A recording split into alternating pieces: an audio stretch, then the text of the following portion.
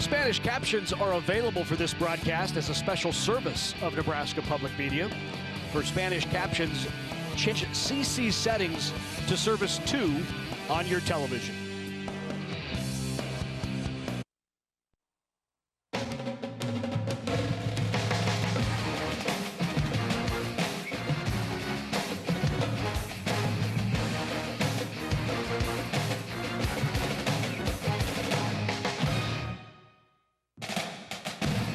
Nebraska Public Media Sports, Nebraska's home for championship sports, is live from Morrison Stadium in Omaha for the 2023 NSAA Soccer Championships. And we begin our two-day coverage on Nebraska Public Media with a battle of the Titans and the Skyhawks for a state title in Class B. And hello again, everyone, along with former All-American Baron McCrary. I'm Larry Putney. It's great to have you with us from here at Morrison. And in the words of Yogi Berra, it's deja vu all over again. These two teams meeting for the third consecutive year, and once again, the two-time defending champ Skyhawks likely the favorite here. Yeah, absolutely. I mean, we don't have a number one seed coming into this game. However, I would definitely put Skutt as the favorite. They are a formidable powerhouse that the Titans are going to be facing today. And they have a really well-balanced offense and defense anchored by Tess Behrens. On the other hand, Norris, Titans, they're going to bring everything that they've got today. They're looking to avenge their loss, not just last year, but the year before as well. Right. So they're playing with a lot of firepower. Kennedy Sullivan has 25 goals on the season. Claire Macklin, both of them are capable of sparking the attack. One thing to watch out for, they've got a freshman in goal, Izzy Tidball. She's going to do great things tonight. So once again, third consecutive year, it's Norris taking on Skutt for the state championship. Obviously, Skutt right here in Omaha, Norris just south of Lincoln. They meet here at Morrison Stadium. How did they get here? Well, the Titans survived a couple of shootouts in the bracket to make it here to the state championship. They knocked off Bennington and Duchesne, both again by shootout. Skutt Catholic, a little bit easier road, a 4-1 win over Elkhorn North and a 4-zip blanking of Mercy. Time now to meet the third member of our crew, and for that, we go down to the field to Anna Bellinghausen. Well, Larry, you said it best. Deja vu for both of these teams, but I talked to Norris earlier before this game, and Claire Macklin told me, hey, there is some unfinished business. The motto this year is a road and a will to a championship. It's our will versus their will, and I think tonight it's going to be a great one between these two teams that are very familiar with each other. Thank you very much. And the 2023 NSAA Class B Championship coming up next on Nebraska Public Media.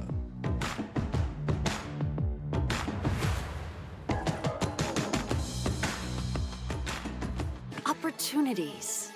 They're found here, and here, and here. They inspire her, motivate him, prepare them. And when those opportunities start here, they can take you anywhere. Wayne State College, where opportunities today prepare you to lead tomorrow. Explore WayneStateCollege.com. That's my neighbor, Joe. Hey, Joe. Hey, John. Joe's about to make a big mistake. Hey, Joe, I think it might be a good idea to call 811 to have the utilities marked before you start digging? I'm not digging very deep. It's no big deal. No big deal.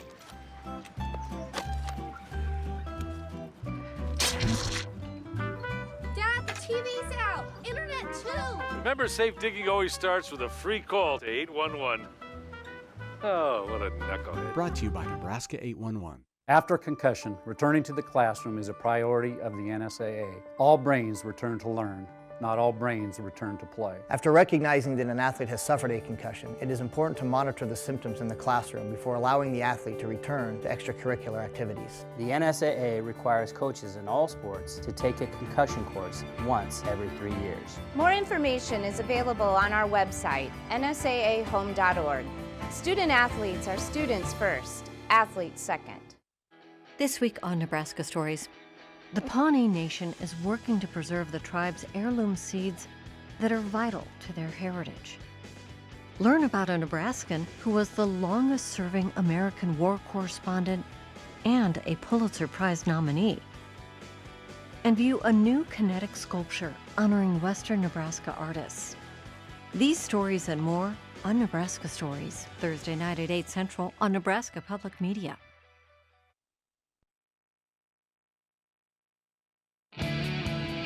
Spanish captions are available for this broadcast as a special service of Nebraska Public Media.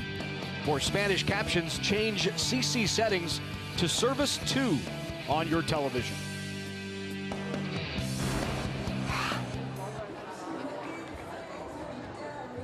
And now for the introduction of the players and the coaches. First, the visiting team on the scoreboard. Coming in with an overall record of 18-1, the state's number 4 ranked team. Soccer fans, show your love for the Norris High School Titans. Number 1, Kennedy Sullivan. Number 2, Allie Kohler. Number 3, Izzy Schmidt. Number 4, Rosalind Matson. Number 5, Haley Finkner. Number 6, Paige Butterfield. 7, Carly Wallstra. Number 9, Haley McMurray. Number 10, Ella Klein. 12, Nicole Keedle. Number 13, Delaney Harper. 15, Addison Greenfield. Number 17, Tessa Tolero. Number 18, Olive Wasser. 19, Hayden Baker. Number 20, Claire Macklin. 26, Kaylee Miller. Number 27, Dana Kapke. 28, Alexis Chansa.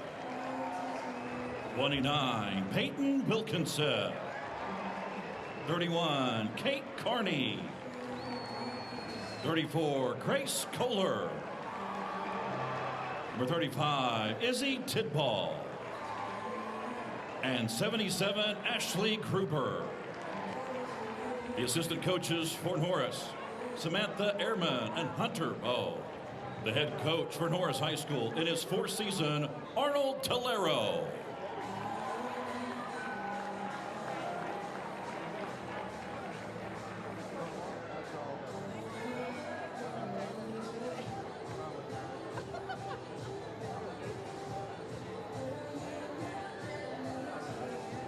And now, coming in with an overall record of 14-4, the state's number 2 ranked team.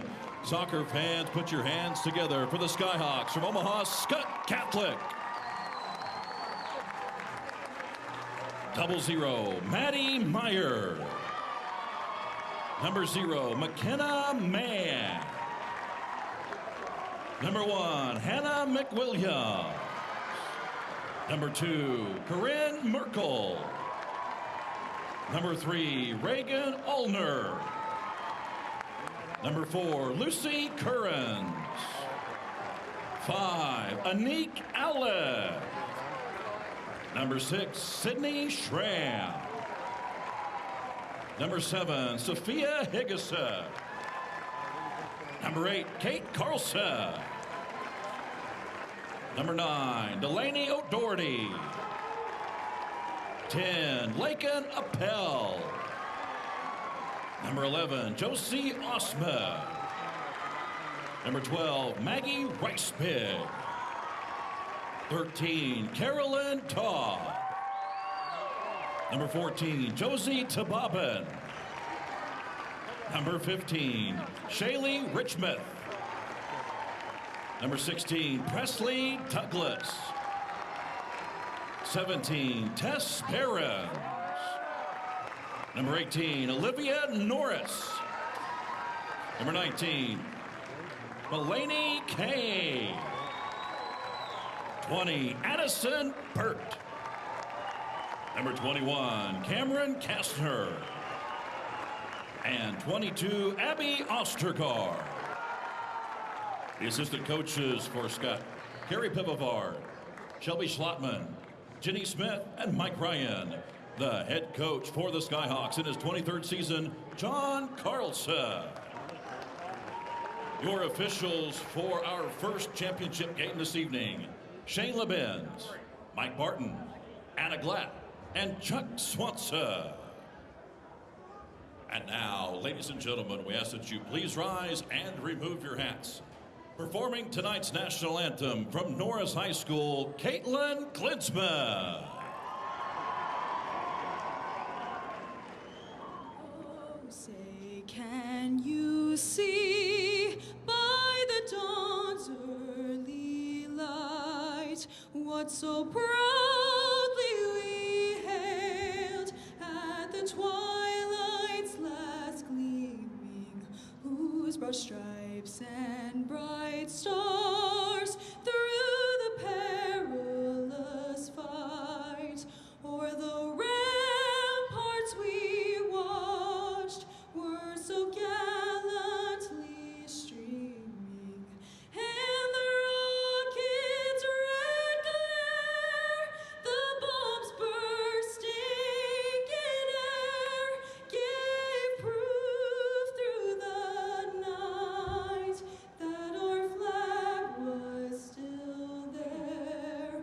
Oh, say does that star-spangled banner yet wave o'er the land of the free and the home of the brave?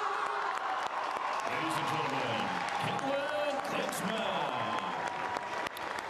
So ready to go here. Class B Girls State Championship on the line from Morrison Stadium. Third consecutive year it has been these two teams.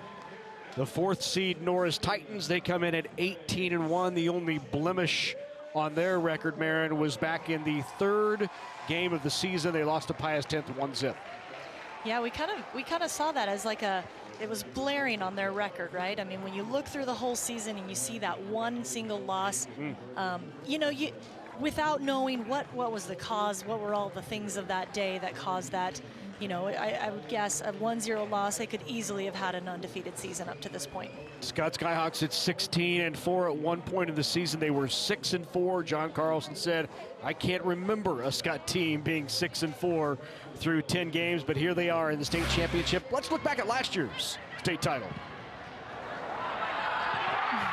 Yeah, I mean, we started that out with a really nice goal early on. I mean, I don't think we're gonna see some of those mistakes tonight. Yeah. Top shelf. Final was Skutt winning it, not 3-2. It was Skutt winning it and winning their 2nd consecutive state championship.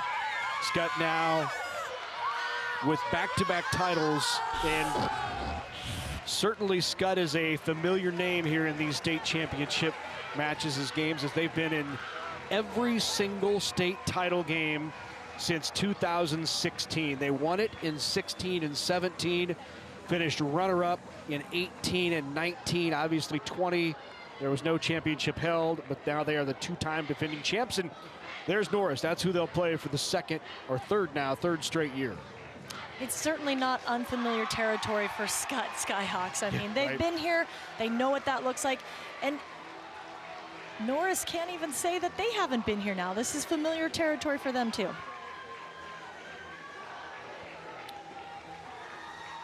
There's the head coach of the Norris Titans. In the background, there's Arnold Tolero, sporting the Hawaiian shirt tonight. Going with a little hang loose action, huh? Trying to keep it loose and relax. Yeah, I mean, this is not the game where you want your players to get tightened up and feeling pressure, you know. He just wants them to play loose. He wants them to play creative. He talked a lot about their creative play and letting them experience that tonight. There's John Carlson, 30th year overall, 23rd at Skutt. One of the true already legends in coaching in Nebraska high school. As we said, 7th consecutive trip here to a state final. I mean, in my humble opinion, that's a future Hall of Famer, right? I mean, when you coach a team to this many state championship games in 23 years, it's a record that's tough to beat. So ready for the kickoff. As you see, it's a rematch. 3rd straight, ready to go as Skutt will send it deep right away. In there at goal for the Norris Titans is Izzy Tidball. She is just a freshman and will be under fire from this pressure offense that Skutt likes. They'll play their back line forward. They'll put a lot of pressure. The fullbacks will come out when appropriate. They pick their times well. Yeah, both teams are going to play something of a 3-5-2 formation. Of course, a formation is just where we start the game. You'll see a lot of that shifting and different shapes throughout the game. But Coach Tolera was talking about how he really started out with the 4-back, but really liked the 3-back. Skutt, obviously, they like to play with 3-back because they want to push a lot of numbers forward. There's Dobb, good settle by her as she'll take it in. Ahead, Dobb goes to O'Doherty and then cleared out by Norris. And I think the game last year was a lot closer than a lot of fans anticipated it would be. I think we might be in it for a treat tonight, too. A really close matchup would be fun to see here. Keaton with the throw in and will control.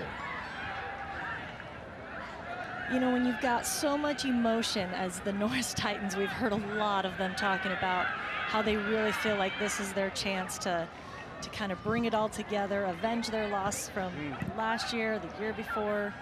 Hopefully that experience over the last 2 years is going to serve them well today.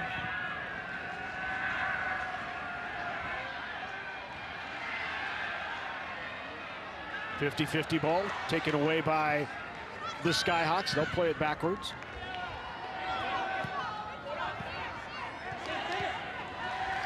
And what we're going to see in this 3-5-2 from Norris, they're still going to drop numbers back defensively, but just like we saw a moment ago, they're going to look to get those midfielders up and wide in the attack and then dropped back in the defense.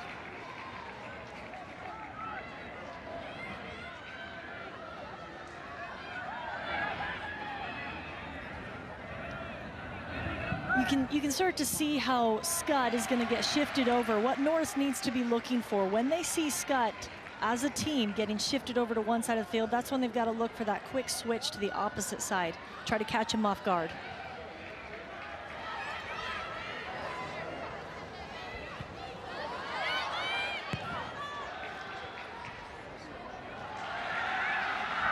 And that's kind of what that pass right there was, Larry. Maybe not executed the way that they were hoping for, but that's the idea. Get everybody shifted to one side, quickly switch over to the other.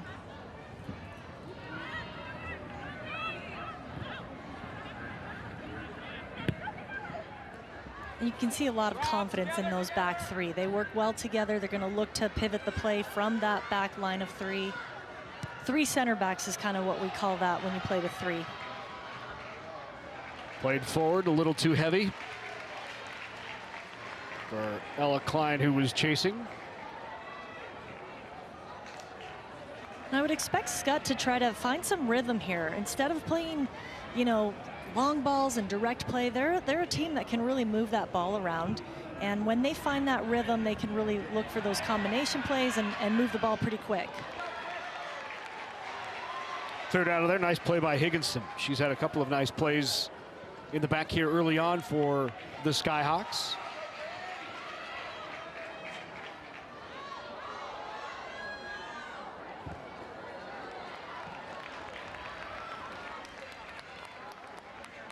Right now, I'm a little bit surprised with how deep Skutt is sitting in their own half.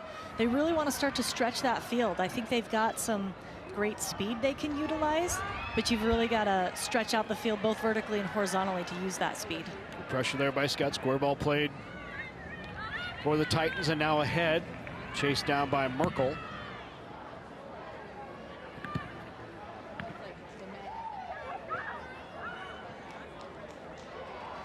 Now back into the attacking third goes the Skyhawks. Cross. Opportunity here. And off the line comes Izzy Tidball. Izzy Tidball is playing very well right now. I mean, that's a tough cross to come out that deep on to get that ball, and that was the right decision. But that's a sophistication. That's a mature player right there. I wouldn't expect most freshmen to play that kind of ball there. Trying to settle it. They're handled by O'Doherty. They'll play it back.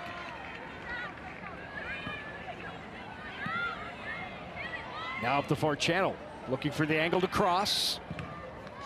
And a corner kick up coming for Skutt. With both teams in a 3-5-2, I think we're going to see more of these kinds of wide channel 1v1 matchups. That's going to be where the space is, with 5 midfielders on both teams crowding the inside. Those wide channels are going to be open spaces. So O'Doherty will take the corner. 6 goals, 2 assists on the year for the junior. Left foot comes in, angles in toward the goal and headed away.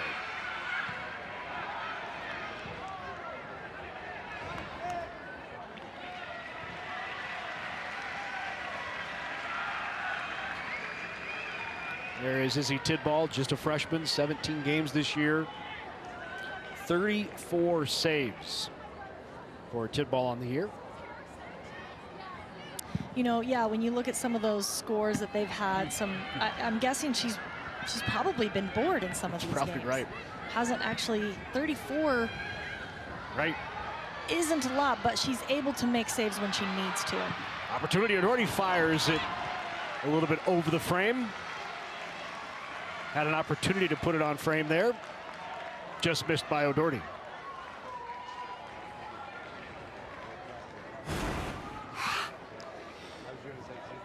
Yeah, Skutt, I'm actually a little bit surprised that they aren't being a little bit more urgent and diligent in the box right now. Nice settle on the touch there. Hands it off to Dobb, who has it. You know, we're really used to seeing a really precise Skyhawk team. They get into this championship game. They make the keeper make big saves. And they're going to have to do that tonight. They're going to have to really test Izzy Tidball tonight. Addison Burt with the header. Intentional or otherwise. That one was intentional, and throw-in upcoming here for the Titans. You can really sense a calmness from both teams. Nobody's freaking out. Nobody's, you know, getting outside of themselves. I think both teams are still trying to find a rhythm. Tidball again. And that's their first shot on frame, and Tidball comes up big with that. Third shot, first on goal. And I really like how Izzy Tidball, she rolled that ball out. She got the ball to her teammates' feet very quickly rather than looking big, and it becomes a 50-50 ball at that point. So they're looking to build, they're looking to play. She's trying to help her team establish rhythm as well.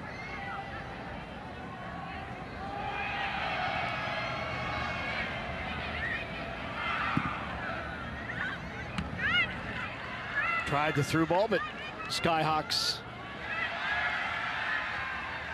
were there, and now taken back by the Titans. Somewhat of a low pressure game right now. We're not seeing a lot of that high line, high press defense from your forwards. Maybe trying to conserve things a little bit. Maybe trying to sit in and just intercept some of those through balls.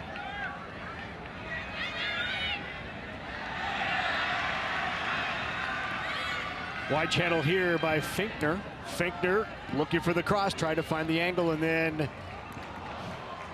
just missed a corner kick there. Off the pole, and now a throw in.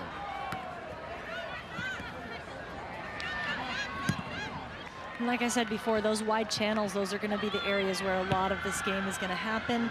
We're going to, both these teams are going to look to exploit those spaces and cross the ball in. So defending and finishing in the box off crosses becomes really important in this game.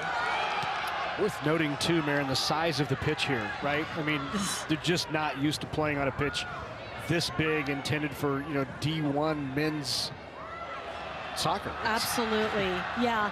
I mean, soccer field sizes can vary, right? Right. And this is definitely those max dimensions. Opportunity here, O'Doherty has it in the 18 and going to be cleared out of there. And the shot wide. Yeah, I think she's going to want that shot back. She kind of rushed that a little bit. Maybe takes a prep touch there, gets a little bit better shot off. But yeah, that could be honestly why the teams are not playing a high press defense right now, because on a field this big, you're going to tire yourselves out very quickly. So she takes this on a one-touch shot, and I think she had enough time to maybe take another prep touch. Rosalind Madsen in the game now for the Titans.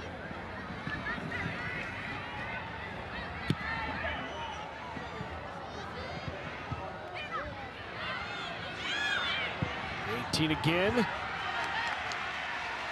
Nice job defensively by the back line for the Titans. Starting to see a little more Skutt pressure here. As soon as you said there wasn't much, right? Yeah, they've amped it up a little bit. Like I said earlier, Skutt's a team that wants to find their rhythm. They want to move the ball around. John Carlson is not a super direct style of play kind of coach. So he's got this team trained where they can move the ball to their feet. They can combine off of each other. They're looking for 1v1 opportunities. So for them, it's really just a matter of they want to impose their rhythm on this game.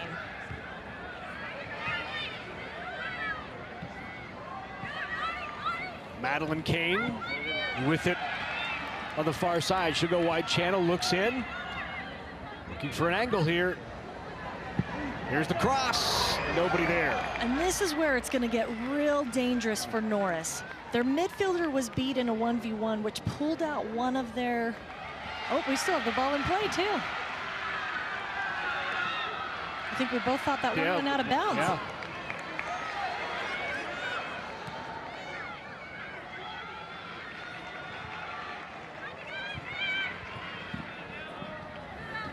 You can see them really trying to isolate in those 1v1 situations.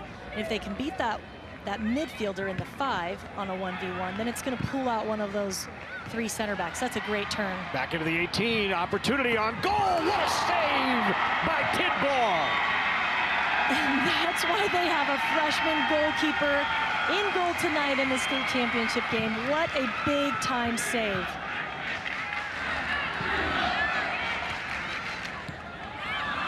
Opportunity the other way. Nice job of clearing it there. Addison Burt. I am still phenomenally impressed with this save. That extension and reach. That's a great shot on frame going towards the upper 90 as he is able to extend and get to that ball. What composure and maturity she's playing with tonight.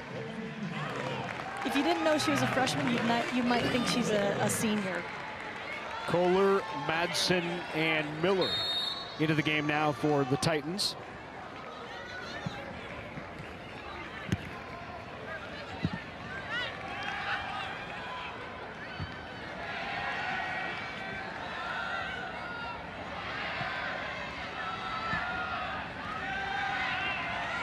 I'll tell you what, every coach knows that in order to make it to a state championship, you've got to have a great goalkeeper and you've got to have a great goal scorer. I mean, all the positions are important, but you cannot do it without a fantastic goalkeeper. Here's another look. I mean, she's tall, which helps with that extension, but I mean, that's great timing, great reach right there. Really impressed with that save. Cameron Kastner into the game now for the Skyhawks. It'll be a throw in here for Skutt.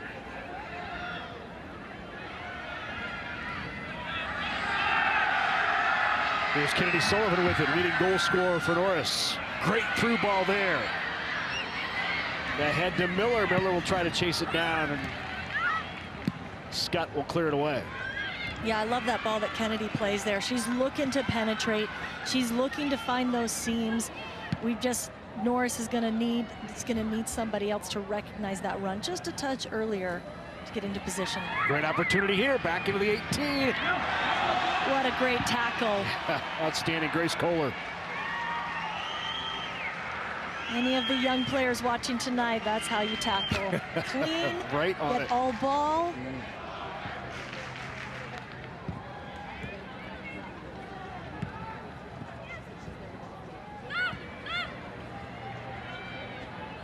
Got him carried in again.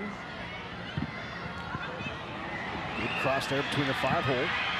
It's a great step from that back line of Norris. On goal again. Tidball handles it. Norris is going to need Kennedy Sullivan to start getting the ball more at her feet, turning and facing up and taking players on. They've got to take some of the pressure off of their back line, give them a little rest.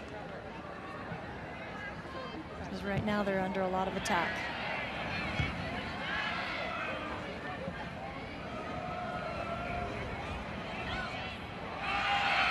Good take by Sullivan. Sullivan now with it. Just played it off her foot a little too far. I mean, she's got 25 goals on the season, so, I mean, regardless of who you're playing. Find her. Yeah, I mean, this is your goal scorer. Yeah.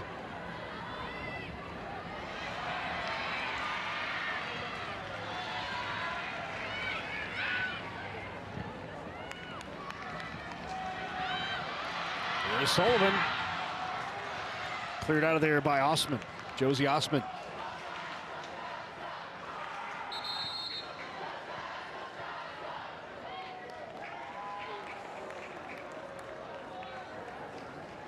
Into the game now for Norris is Ella Klein. Klein with 5 goals on the season.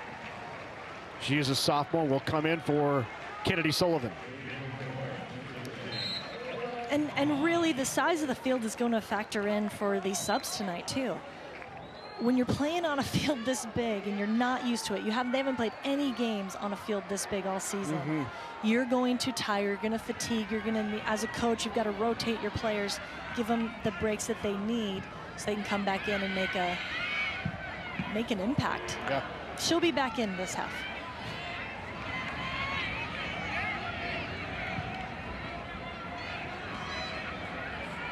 Here's Kohler with it.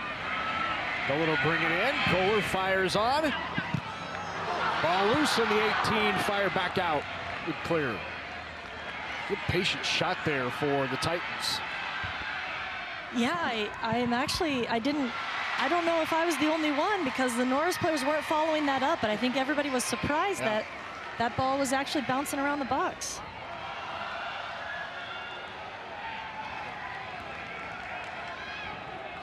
McKenna Mann may have been caught a little bit off guard and may not have been able to be ready to handle that ball.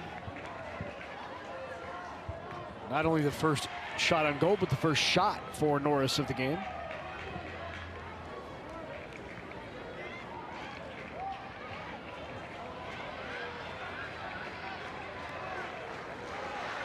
Through there, chasing it down is Currens and can't catch up to it.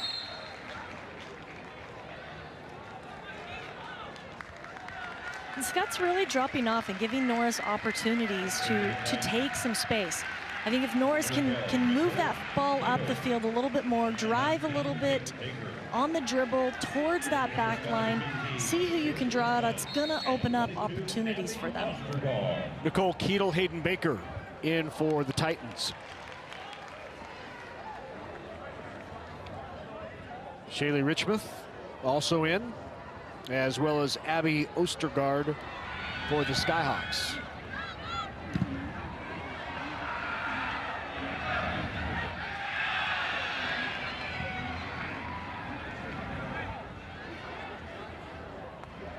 Boy, good weighted ball there, allowing her. Yeah, just had just the right spin on that to stay in. Yeah. Plenty of time for Kastner to catch up to it.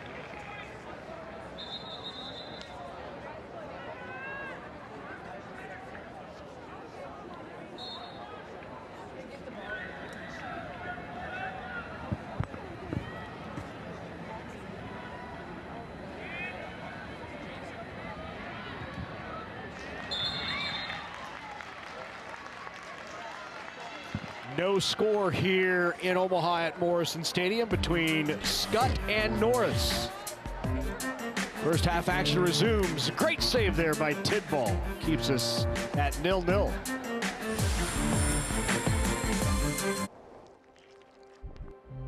This is a growing corn plant.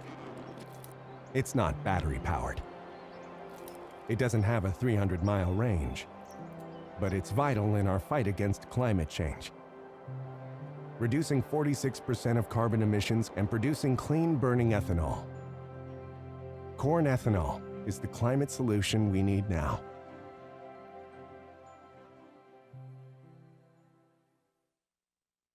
Mow, dig, haul, trench.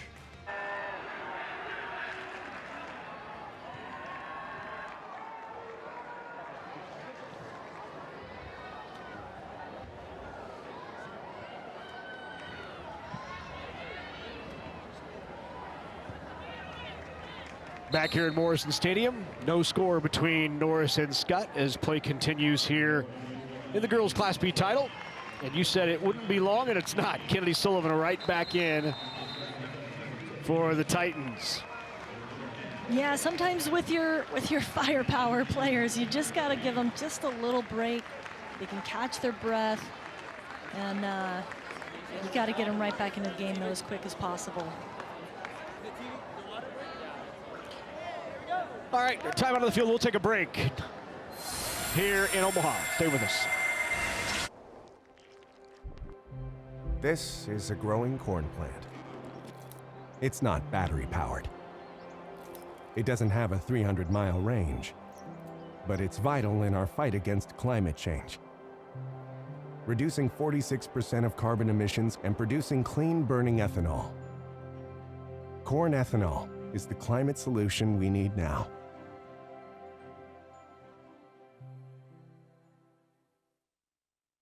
Mow, dig, haul, trench. They all get done with the Kubota BX Series subcompact tractor. Attachments designed to keep you moving. The Kubota BX Series with hydrostatic transmission. For more information and participating Nebraska Kubota dealers, KubotaNEsports.com.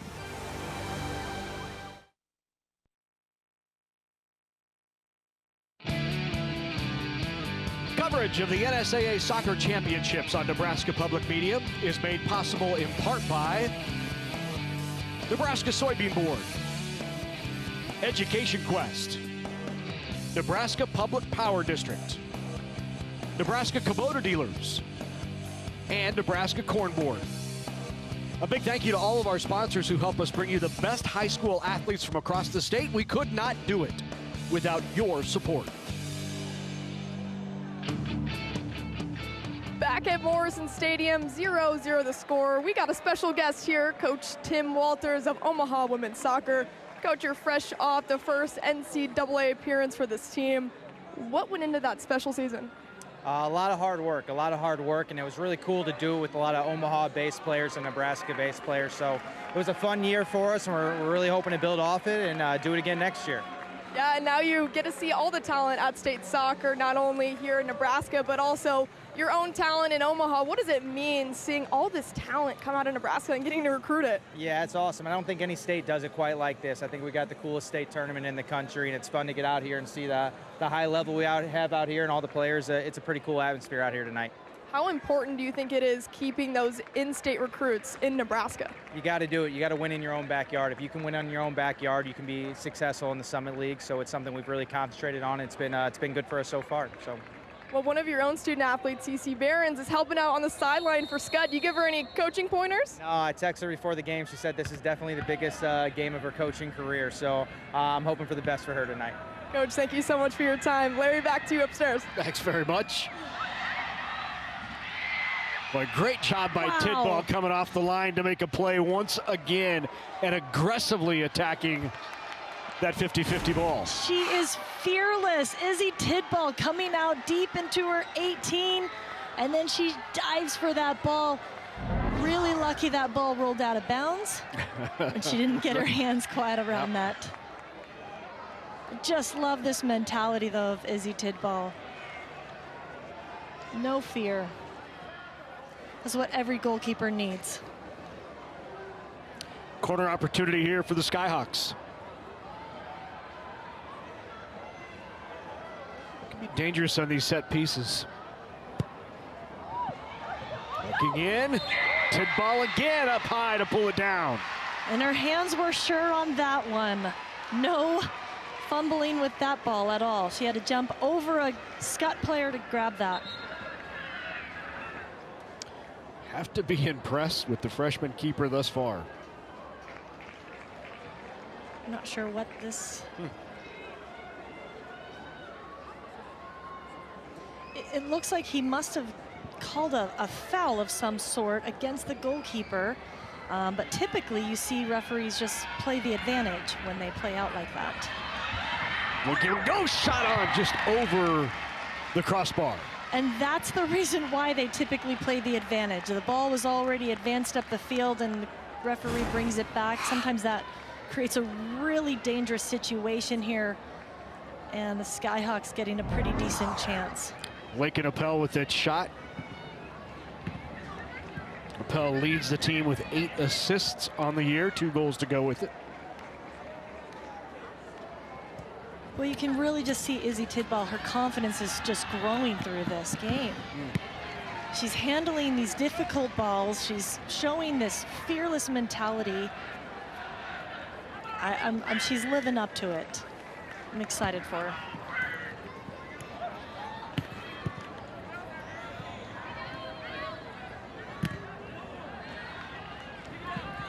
These are those moments when you're a goalkeeper and you're kind of taking a rest right now, and you want your forwards to kind of reward you for some of those spectacular saves. It'll help. Be played back to Tidball.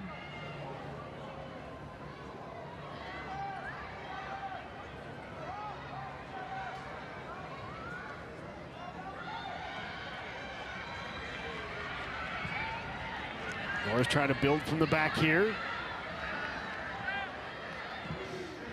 Yeah, I am a little bit concerned about Norris's front line right now. Their forwards are spending a little bit of too much time kind of watching their back line bring that ball up where they really should be moving before that pass. The run comes before the pass is what we say. Dobb with a nice through ball there, just missed the connection with Presley Douglas. A little bit more activity up front will also unbalance that back line for Skutt and should open up some opportunities for Norris, but it takes a lot of movement off the ball to do that. Mentioned it off the top, but it was kind of an ominous start this year for Skutt. They began the season 6-4 after a loss to Bellevue West, an 0-2 loss. They lost 3 of 4 and all of a sudden found themselves at 6-4 on the year, and John Carlson pulled some tape out. He said, I want you to look at tape of this match and the way we played against a team as talented as Gretna in a loss, but still what some consider maybe one of the best teams ever in Nebraska, and the Gretna girls, who we will see later tonight. And then I want you to watch some of our other matches that we played. And he said that really resonated with the players as they actually were able to see on tape the difference in the way they played in those different matches. Yeah, certainly a really effective coaching tool right there.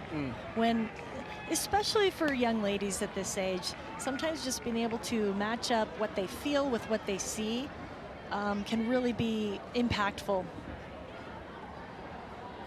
Throw in here by Douglas.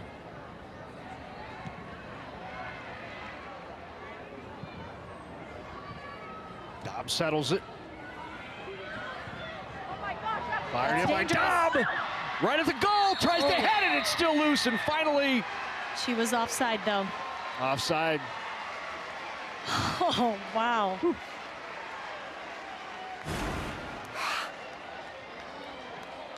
I love how she's looking from deep. I think this is going to be really important for Skutt to keep taking these long shots. Izzy Tidball not having trouble with the long shots, but they are just so hard to manage in time for a goalkeeper. So really well handled. Fortunate for Norris that Caroline Dobb was offside.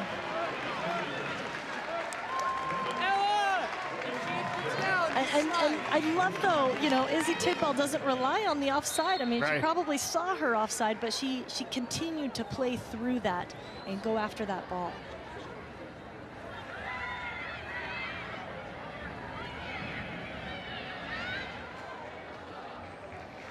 Yeah, the Norris offense just looks a little bit lost right now. Like they're not entirely sure what to do. They're getting the ball, they're able to build out of the back, but they're kind of getting to this middle third, and they're kind of, it looks like they're just kind of lost as far as where should we go? Where do we play the ball?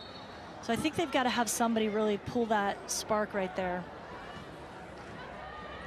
Start to demand the ball at their feet and say, I put the team on your shoulders and carry them to a goal.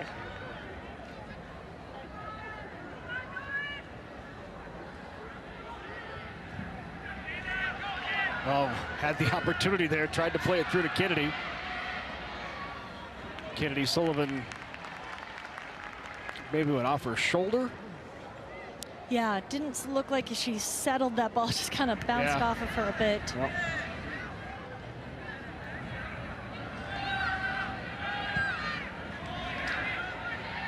McKenna Mann hasn't really been tested yet tonight.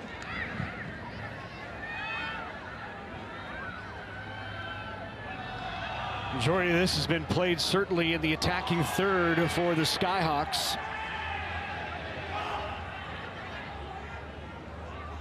6 shots for the Skyhawks to just 1 for the Titans. And to be fair, I'm not entirely sure that shot was necessarily a shot. Yeah, yep. But McKenna Mann did have to come out and do something with it.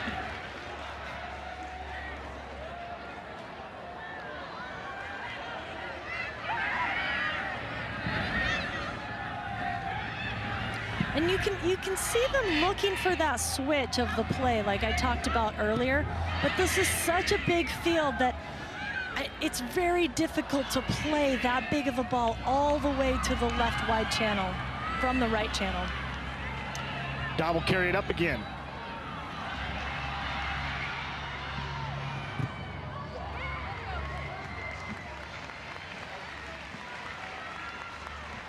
Good pass ahead from Dobb to O'Doherty. You can see a really well-organized defense from Norris right now. Every time one person steps to pressure the ball, they're really disciplined in providing that cover behind. I think that's definitely one of the reasons that they've been successful and one of the reasons they're here tonight. If you're Norris and you look a pitch this big, you're playing a lot of players, something they're certainly used to doing all year. We talked to Coach Tolero last night, who told us he played fairly consistently throughout the season in every game, all 31 players. And it was really difficult for him to cut to 24, which is the NSAA rule for these championships. Through ball tried there to Sullivan, didn't connect. Yeah, it was pretty neat listening to him talk about trying to get every player, you know, experience and opportunities at that varsity level. I mean, really, that says a lot about you're not just playing for a single game or a single season. You're playing for a program. You're developing players in the long run, too. You just don't see that in a lot of programs, period. Not just soccer, but where you try to get every player playing time in every single game. And that's what Coach Arnold Tolero did in his 12th season. Teacher at Norris. Yeah, it can actually be really difficult to sub that often and keep track of who's contributing where and who you need to be doing what, when. But he's made it a priority and pays off in moments like this when you can sub and the level doesn't drop.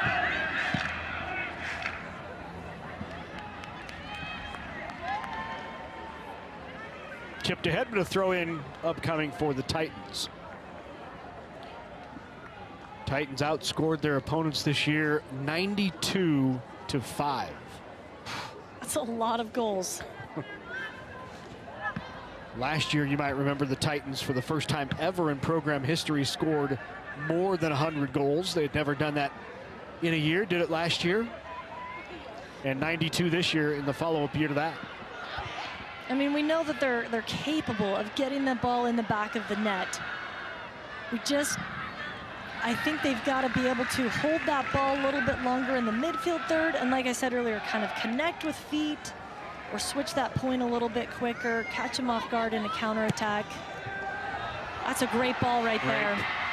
Great through ball. Drops it off. There's Needle with it. On the far side, Needle in the 18. But great defensive pressure there by Merkel, who just took it away and won the 50-50. Yeah, really well done defensively. I mean, she almost had a numbers down situation there on the corner of that 18, and she handled that really well and was able to not just win the ball, but then to play out of it in transition. Here is Kane back in transition again.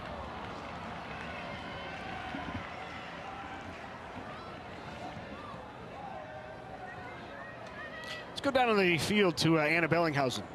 Well, Larry, you talked about how Norris is one big community, and it's really true. All the schools are on the same campus, and there's a look at assistant coach Samantha Ehrman. She went to Nebraska, also a Norris grad herself. I talked to her before, and she said this Norris community is so special. I remember in college seeing young Norris girls at Nebraska games, and that really kept her motivated. And she came back to coach because she just couldn't get away from it, and she said credit to the girls who are all in, and now Ehrman wants to give back to that community and see them grow. Yeah, Sam played on this championship back in 2010 for Norris, so she certainly knows what it's like to play and coach. She's been on the sidelines the last 2 years and been a big part of the growth of this program, along with head coach Arnold Tolero. You know what else Sam Ehrman does really well? We talked about this last year. She's a great photographer. Oh, yeah, that's right. She's a wedding photographer, high-end wedding photographer. She was the photographer for both of my kids' weddings. I told her after the second one, I said, you know, given how much you're doing this and the high-end weddings, I don't think I can afford you anymore. She's that good, huh? She's very good. I'll have to keep that in mind. She's traveling all over the world doing these exotic weddings and proposals and That's hiding great. in places where, you know. A lot of times people think that soccer players or athletes aren't creative beings, but soccer is a very creative game, and you know, so I'm not surprised to see that artistic ability in her photography.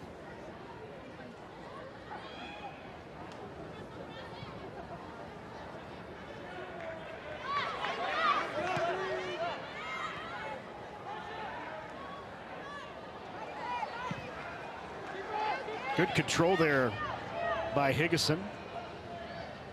And off the line once again comes Tidball. You know, last year when they lost their senior goaltender Kester, who had 16 clean sheets, you thought, you know, how do they replace Kester? And all of a sudden, they have this 8th grader last year who's a freshman now in Tidball, and she's shown you quite a bit here in this state title game already. Yeah, she sure has, and I don't know if she watched that title game. I would guess probably, because that Norris community is so tight and connected. But I mean, like I said earlier, for a freshman to be playing with this kind of maturity and without any timidity is just next level, really. Well off the line there and makes the play once again. She's just so confident coming for those balls these are not easy balls to retrieve for a goalkeeper. You know, most goalkeepers can get the balls that kind of come to them, but she's going out and chasing down balls, and I mean, that's what this Norris team needs from her tonight. Right. Square ball played across. Once again, Norris will try to build from the back. Wide channel again, trying to chase it down. And really, that's where Norris needs to keep attacking, is in those channels. That's the only place where there's a lot of space right now.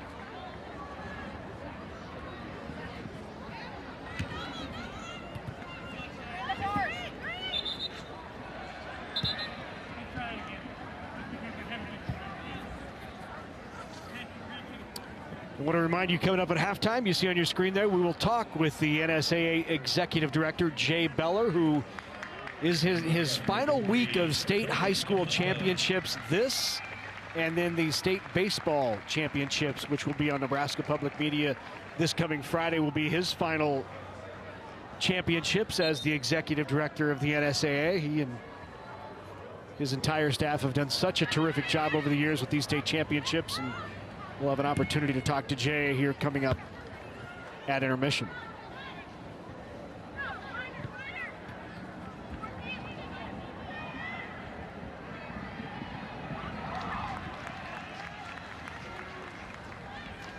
Last 2 minutes, 2.5, almost 3 minutes of this half, I would expect this is where you kind of want a little surge right here. You know, we kind of talk about as coaches, first 5 minutes, last 5 minutes. In this game right now, any goal here is a huge momentum builder going into halftime. Left into the 18, boy. Great job there by Appel, who worked around the defender, and it looked like had an opportunity at it. Yeah, she sure did. She did a good job getting around that defender. Just couldn't quite connect with it.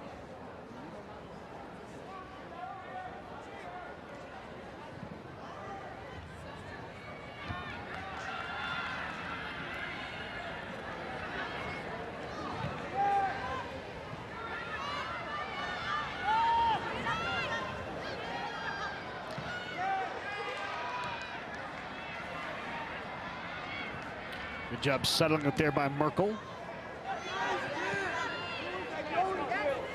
You can really see Norris is dropping back a lot of players right now.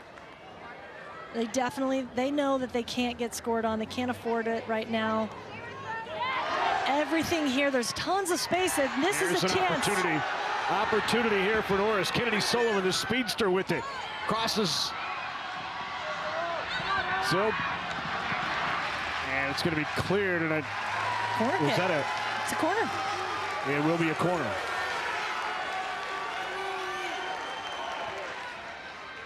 Those are the things that you got to be aware of, those counterattacks. You drop all these players back, and then you start, the other team, Skutt in that case, started pushing a bunch of players forward.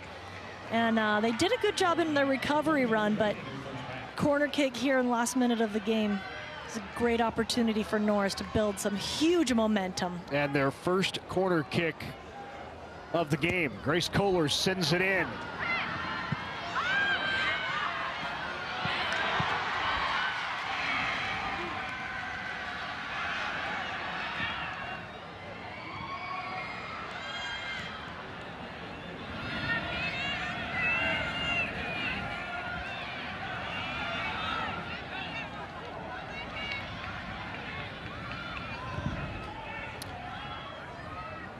Norris trying to build their gave up possession.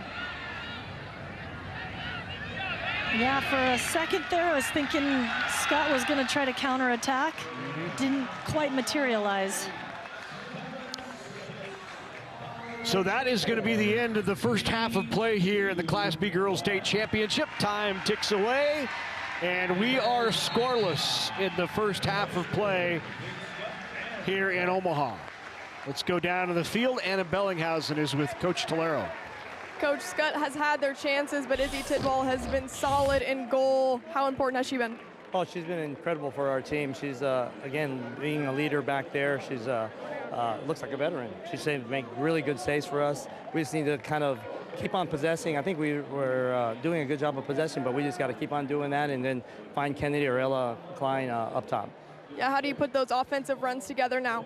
Well, we just got to be able to control a little bit. You know, they're playing a little bit tighter than what they usually, and that's so good. We just need to find them a little bit wider. Coach, thanks so much. Good luck. Thank you very much. Thank you very much to Coach Tolero for joining us right before the intermission. What a performance in that first half by Izzy Tidball, the freshman for the Titans. Most of this first half has been played in the attacking third for the Skutt Skyhawks as a lot of pressure put on by the Green Machine, the two-time state champs, trying to make it 3 in a row here in Omaha.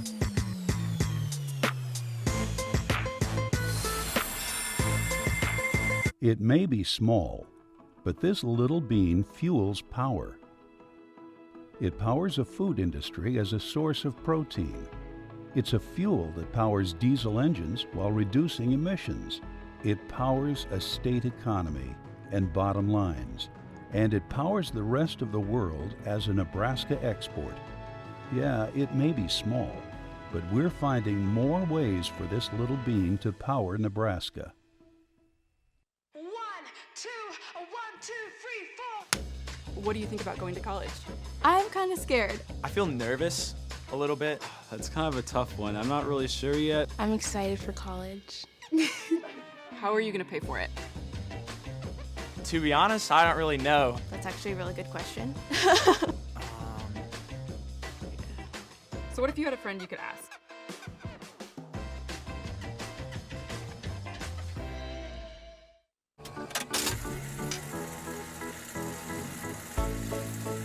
The way we use electricity has changed a lot over the years.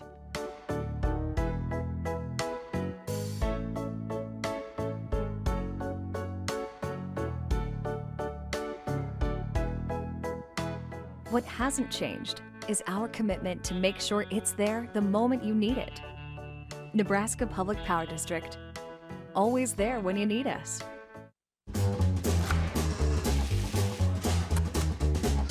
Ready to cook. Love a good torching action. It's a real kick in the mouth. Wow. Is that a good wow or a bad wow? Welcome back for a second seasoning.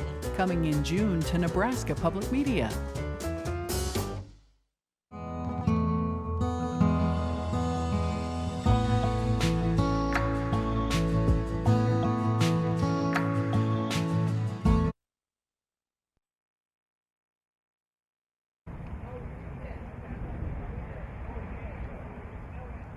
Of the NSAA, Jay, you spent so much time in education. When you look back throughout your career, how far have we come now standing here at Morrison Stadium? Yeah, what a great venue, first of all, and two great teams. It's a lot of fun. Soccer continues to grow on a national level, and we're seeing it in Nebraska, too. A lot of people say this state tournament is one of the best in the nation. What have you seen in its growth specifically? Yeah, and I think it's just that. Our younger kids are playing at younger ages now, and they're building these programs up. The kids love the game, and you get to play in a top-notch field like this, and they just love it. How important are all these activities for the students and their growth? Oh, it's great. We always say we're the other half of education. We truly believe that. It's a carrot to keep kids interested in what they're doing. We know the main goal is their education, but we think this is a big part of it too. Well, we know you're heading into retirement here soon. I got to ask, what's your favorite part about being a part of all this? You're seeing it right now. It's the kids on the field. It's the excitement they have. It's the fans in the stands. It's the communities getting together and all supporting their kids, and it's just great. Couldn't be better. Jay, thank you so much for your time. 0-0 still the score between Skutt and Norris. More to come here.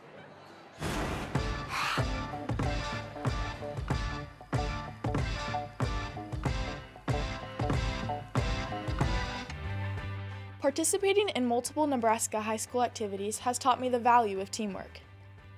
I learned how to be a strong leader among my peers. We set goals as a team and work hard to accomplish them. I strive to excel not only in the classroom, but on the playing field. The Nebraska School Activities Association providing opportunities in 25 activities for our member high schools. NSAA activities, the other half of education. Life is full of milestones. Let Wayne State's graduate programs be your next big moment. Whether you work in education, criminal justice, business, public relations, human resources, information technology, or sports and recreation, our programs provide pathways to the next level in your career. Flexible and online, a Wayne State graduate degree helps you write that next big chapter in your life without having to put your life on hold. Hi, I'm Kay McKenzie. From epic journeys into history, to finding your roots, discovering the ancestries of our diverse backgrounds, to the remake of All Creatures Great and Small that swept us away, to Backyard Farmer, Big Red Wrap-Up, and Nebraska Stories. You know that Nebraska Public Media will bring you even more engaging experiences like these throughout the year, as well as comprehensive, objective coverage of our local and national news. Today, I ask you to be part of providing another year of amazing stories. Your donation provides funding for the shows you enjoy on Nebraska Public Media and helps to create and produce more. Contributions from viewers like you are important and powerful as Nebraska Public Media continues planning programs, resources, and services for our state. Join now online at nebraskapublicmedia.org/donate or call in your donation to 800-989-8236. From Morrison Stadium here in Omaha, Class B Girls State Championship on a chilly evening, but a terrific night for soccer and state championship soccer. Let's take a look at some highlights from first half action between Skutt and Norris. And as we have said throughout the entire first half, it was played primarily in Skutt's attacking third. Yeah, fortunately for Norris, they have a phenomenal freshman goalkeeper who is keeping them in this game. Some great plays like that, and it is 0-0 here at half.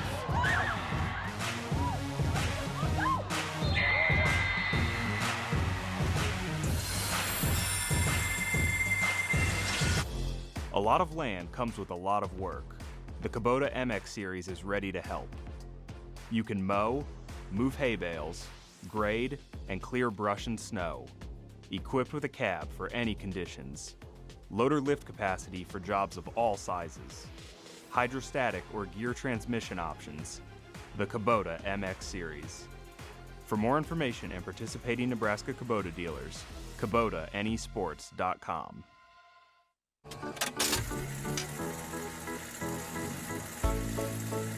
The way we use electricity has changed a lot over the years.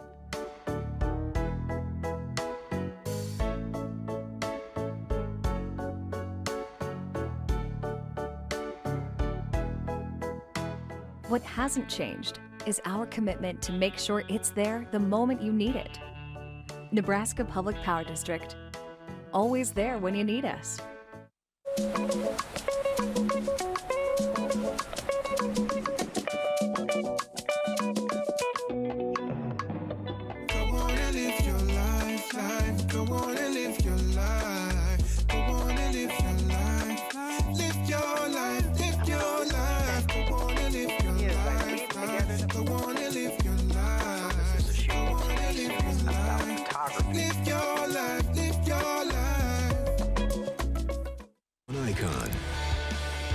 You look at a picture, are you in or are you out? He opened a gallon tin of paint and hurled it across the room. If I was 16 years old, I'd have to go see what kind of band that was. You're like, what's going on here?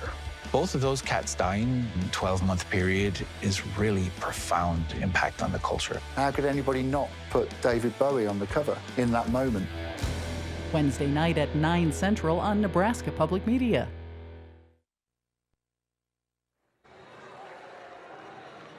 Back at Morrison Stadium, 0-0 still the score. Coach, what was the message to the team in that huddle? Just keep doing what we're doing. Doing a good job of getting the ball out wide, spreading them out. And what do we have, 6 shots? And their goalie played great. She made some great saves. So just keep doing that and, try to knock one in. It's a typical Norris Skutt game, and it's a championship game. I thought both teams played well. Both teams did a great job as a team defense. So we just need to try to break them down and get one. Said it just takes one, that's it, just one goal. It's kind of been our theme all season. Coach, how do you get creative now offensively? Well, we just keep after working those wings and then get Presley going a little bit. And then we're going to press a little bit more this half too. So hopefully create a goal off a defensive mistake on their part. Thanks so much, good luck. Thank you. Thank you very much to John Carlson for joining us. Here's a look at the halftime numbers, and you see the shots 9-1 and the shots on 4-1 in favor of the Skyhawks. Yeah, I mean, Larry, we were just talking about that. I mentioned to Larry that I thought that Coach Carlson would probably amp up the pressure, put some higher pressure on. They're spending so much time in the attacking third like you talked about. You might as well stay and play some tough defense up there. Yep. So expect a little more of that Skutt pressure. You know, where they love to play the fullbacks way up. And that's certainly what John Carlson indicated would happen here in the second half. Handled by Dobb, taken away there by Sullivan. Yeah, I'll be curious to see what adjustments Norris is going to make to try to get more offensive action taking place in their attacking half. Because right now it's just been, really limited opportunities. There is Kane looking to cross.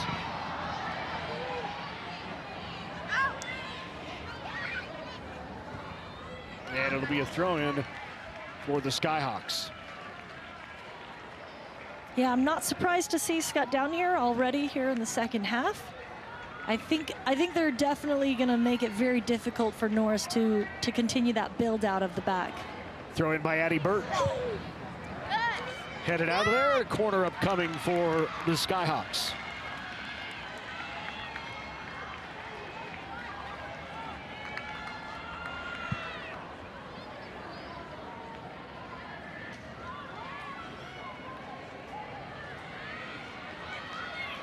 Tess Behrens all the way up forward now, the senior. Yeah, she really does quite a bit for this team on both sides of the ball. But if they can get her involved a little bit more into the attack, they might find some more opportunities. A good drop there. Opportunity here for Appel, who sends it into the 18 and then played away at the feet of Doherty. And the shot right on the post, but handled by Izzy Tidball. Yeah, I like that she took that chance on the near post. Wasn't get that shot to the far post anyway. And often those goalkeepers will cheat to that far post. So nice chance there at the near post.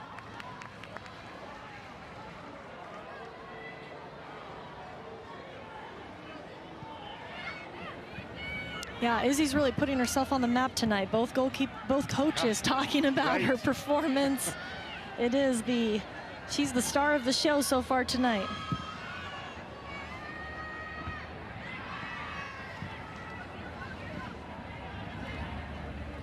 Got some college coaches here. Oh, yeah. We saw it. We talked to Tim Walters.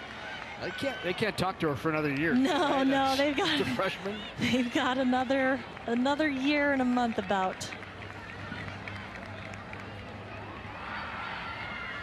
Headed away. Pegason first to it. Never hurts to get on the radar, nice and early. That's right, absolutely.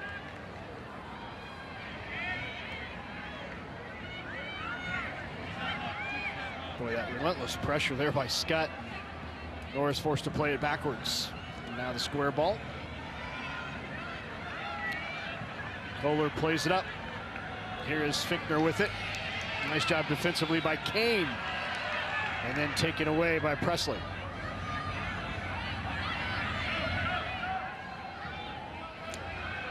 Wide channel again, opportunity here, looking to cross. Kane for the angle. And you can see Skutt's patience, but they've also amped up just a touch. A little bit more urgency in their speed of play. Doing a nice job of just keeping it in this attacking third. Offside.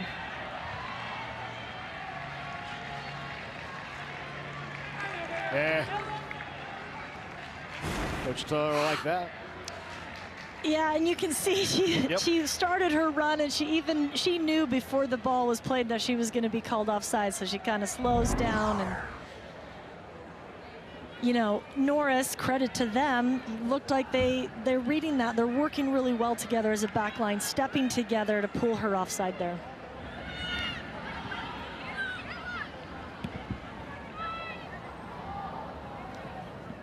And this is a chance for Norris now. I mean, even with throw-ins like this is a chance to move the whole team up the field, get more numbers up, get more numbers involved in the attack, so you don't feel like you have to just move it up to your two forwards and see what they can do. Rosalind Madsen, the freshman mid. 4 goals on the season, 5 assists is in. Here's a cross. That's a fantastic ball. Just wide. Just into the game and had the opportunity on the header. Yeah, probably their most dangerous chance of the night so far. Great turn on this, and then able to get this really good far post cross off. That's more of what we need to see from Norris if they're going to have a chance at this.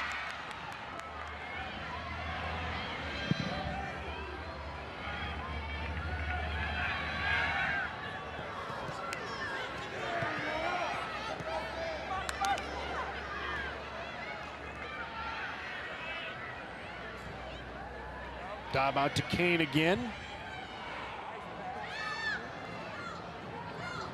Doherty with it. Drop to Kane. Top of the 18, shot right on, but knocked down again. That was actually a much more difficult ball for Izzy to handle than I think it looked like from up here. A lot of spin on that ball, kind of came down on a funky angle. But here's a great opportunity for Norris. There they are in that wide channel again. They can get more numbers in the box, get another great cross off. Keetle fired it in. Here's Keetle again. Kind of forcing that in. They've got the numbers here to be able to play. You know, you've got support behind you. See if you can move that ball, keep possession, don't force it in here. You've got to really take advantage of these opportunities. And this is where you really want to switch the play really quickly. See if you can catch that other team off guard. Oh, long shot. Grace Kohler fires it in. It's just a little bit slow right now, moving from one side to the other. If you're going to be trying to switch the point of attack, you've got to do that at faster pace. Change in goal for Skutt, a planned change in goal. They've been doing this all season. McKenna Mann went in goal the first half. Maddie Meyer is now in there. Both seniors, both outstanding keepers for the Skyhawks. Yeah, we really couldn't get Coach Carlson to kind of give the edge to one or the other. Nope. So what do you do if you have a shootout? I'll make that decision when it comes. It'll be interesting if we get to that tonight. We'll get to see the answer. I mean, it is unique. There's not a lot of soccer teams that play every game, splitting games like that. Right. It can be really difficult mentally for goalkeepers. You know, the trust that you build between a team and a goalkeeper is really important to the success. So the fact that their team, that Skutt feels comfortable and confident in both goalkeepers, is really a credit to the overall culture of the team. Tidwell handles the awkward spin, right at her feet. I love that ball. The way that she throws that ball, leads the runner. That's one of the first fouls we've had of the night. Yeah, that's true. Yeah, it's been pretty really tame clean, so far. yeah.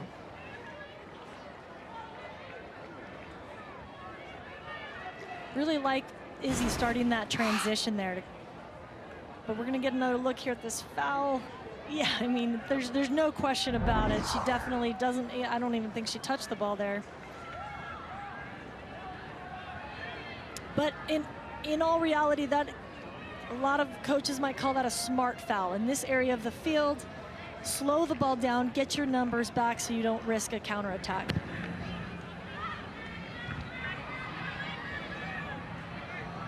Boy, good touch there, nice settle to control. Trying to go wide now, and Presley will chase. Mads gets there first, plays it backwards. Presley still providing the pressure.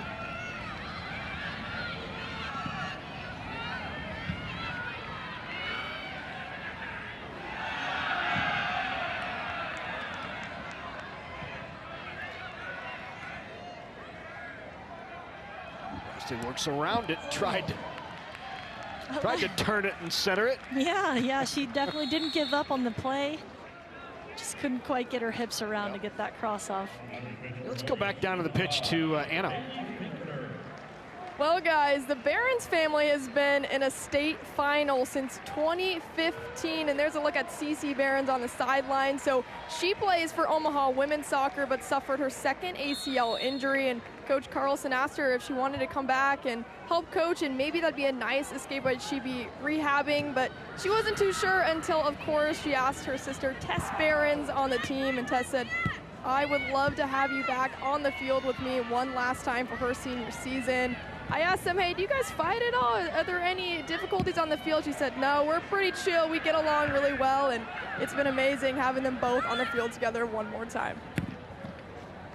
Coach Carlson was talking about so many family connections within this Skutt program. Behrens a great example of that, of multiple players going through the program and winning state championships and having success at the high level and moving on to the next level to play. Right. I mean, Skutt and the Behrens have almost become synonymous, right? And championships, I should say. That's right. There's a lot of experience and familiarity with those. It really is amazing. You go all the way back to 2005. That's the first year that Skutt ever appeared in a state championship soccer match in the finals, right?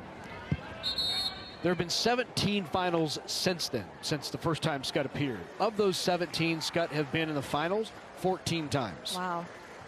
Including 7 in a row. I mean, when you start to talk about dynasties, that's, you know, you've got to have them in the conversation, no doubt, with that kind of a record. It says a lot about Coach Carlson and what he's been able to, you know, what he's been able to accomplish, the culture that he creates. I mean, coaching high school soccer is an interesting challenge. You have a new team every year. You don't recruit. Far post. Nice opportunity there for Skutt. And another save from Izzy. But you know, there's challenges with high school soccer, and the fact that Coach Carlson has been able to accomplish and create an environment where so many players want to be a part of this, and they enjoy being coached by him. He always brings back multiple female former soccer players to be on the staff, to learn from his coaching mentorship. I mean, it's just an overall, they all want to be a part of this. It's a really cool culture that they've created there.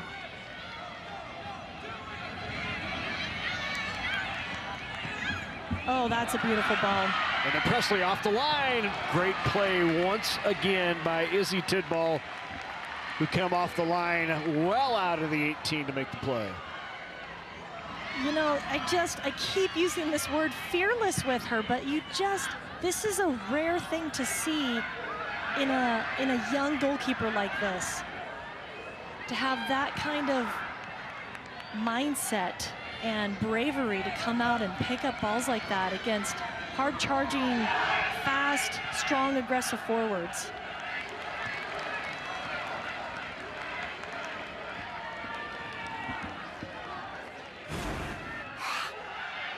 And this is a beautiful ball played in. I like the timing. The defenders are covering this really well, but goalkeeper coming out and making that save on that is absolutely what happens. Like most goalkeepers, if they stay back there, that's going to result in a goal, a foul, something's going to happen. And when your goalkeeper is willing to come out and pick up the ball right there with that kind of traffic, makes the game so much easier for your whole team. Foul called on Lakin Appel as she was applying the pressure.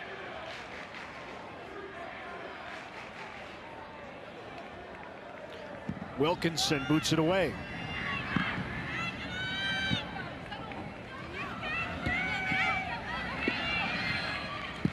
Wilkinson sends it off once again.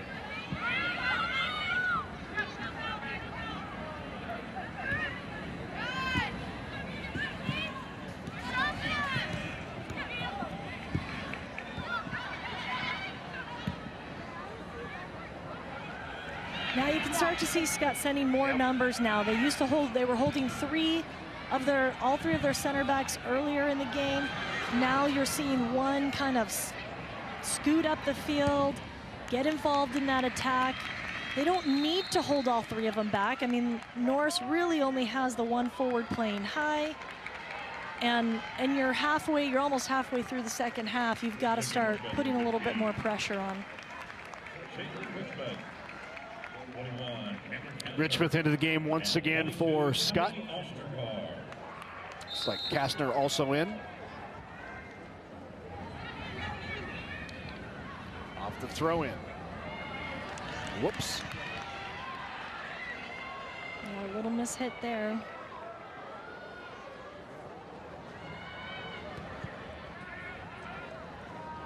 Games like this, you just kind of wait to see what's going to break. Who's going to break first, you know?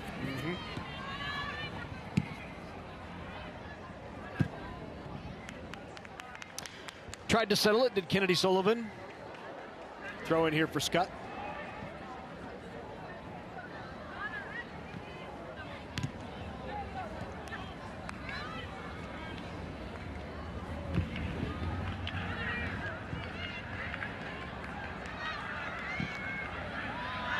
Tried it through and got it through. Here is Appel with it. Appel searching for the angle, left foot in.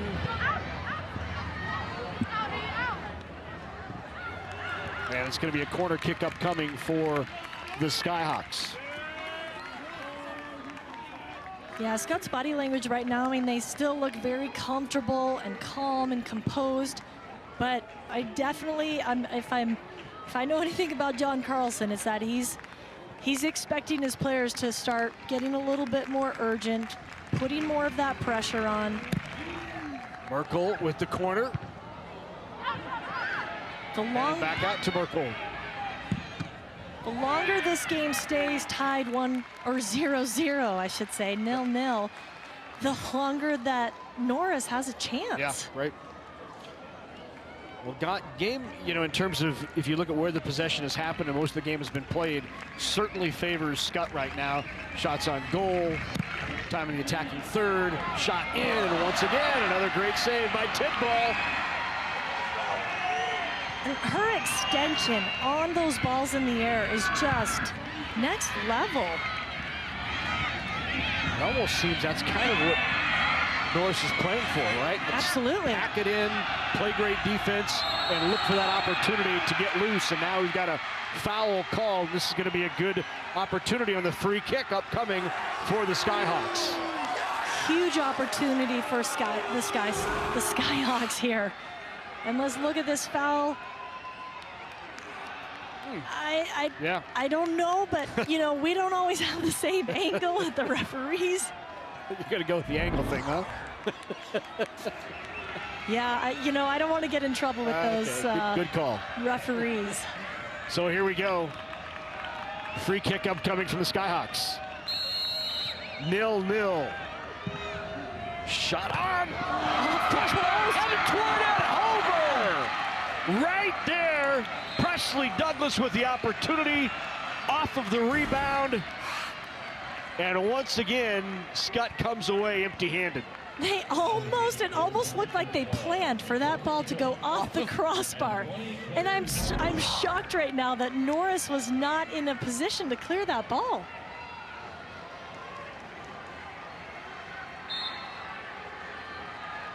Presley Douglas, one of 6 players on this Skutt squad who came in late this season because of the state championship basketball team. 6 of them played on that squad. It's quite a few basketball players from both teams on the field tonight. Played wide here now at the feet of Sullivan. Sullivan with it, leading goal scorer for Norris. She'll play it back.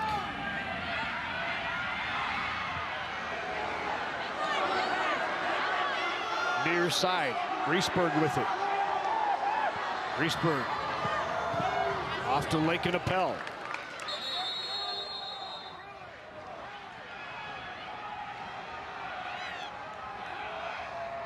And a player down on the far side is, looks like Skutt's Richmouth. Shaylee Richmouth is down. Yeah, at first I couldn't tell what he was calling time for. The whole game had shifted upfield, and I don't think very many of us saw her down over there. Let's take a look at Richmouth. We're going to take a break here from Morrison Stadium. Still no score in the Class B title tilt. That's my neighbor Joe. Hey Joe. Hey John. Joe's about to make a very big mistake.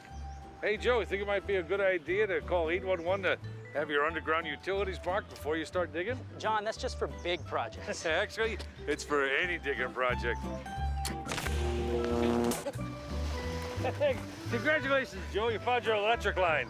Remember, safe digging always begins with a free call to 811. You want to borrow my phone, buddy?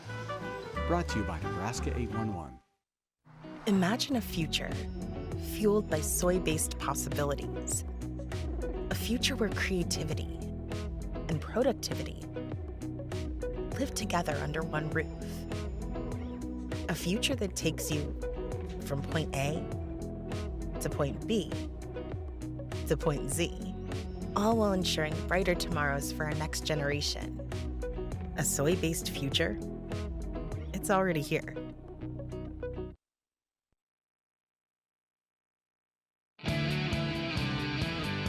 Coverage of the NSAA Soccer Championships on Nebraska Public Media is made possible in part by Nebraska Soybean Board, Education Quest, Nebraska Public Power District, Nebraska Kubota Dealers, and Nebraska Corn Board. A big thank you to all of our sponsors who help us bring you the best high school athletes from across the state. We could not do it without your support. So back to play there is John Carlson. Good news to report with no worse for the wear trotting off the field, and didn't seem to be hurt at all as Shaylee Richmouth, she's back on the sideline, but ran off on her own power, so she's up and fine. And throw-in upcoming here for the Titans.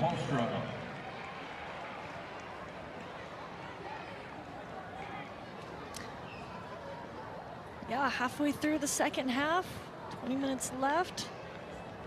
Can kind of feel, it feels like something's going to happen soon. So far, I'll trust you. Okay? So far, we've only seen a lot of star power from Izzy Tidball. Another throw in here for Norris.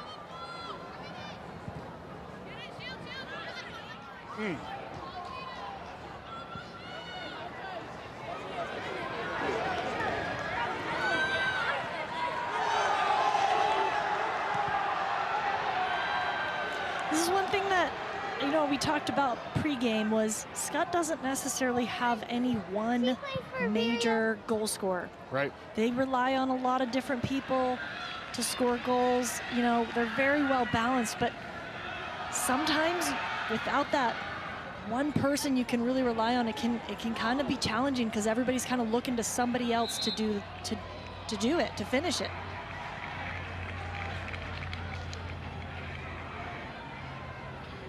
Keetle now with a throw in off of the foot of Klein.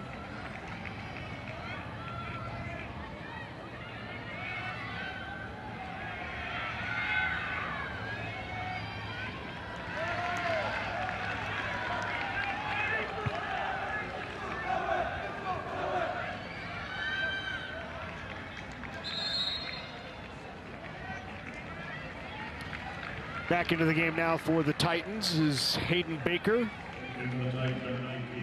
along with Madsen.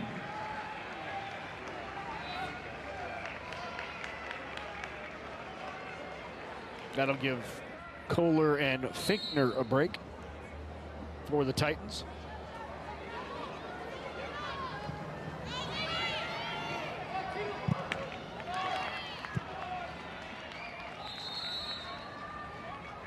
Got a lot of subbing going on right now. McMurray back in. Higgison and O'Doherty in for the Skyhawks. There's Higgison. It's a great time of the game to get a sub, get your starters. 5-minute break, a 3-minute break. Start getting down close to that 10-minute mark. You gotta get them back in. Stars must shine, right? Yep. Here comes Skutt back into the attacking third. Plays it back to O'Doherty. Right back in. Top of the 18. Ball still loose. Dobb trying to play it.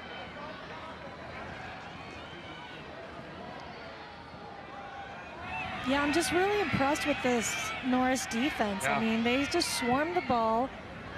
They get back, they cover for each other.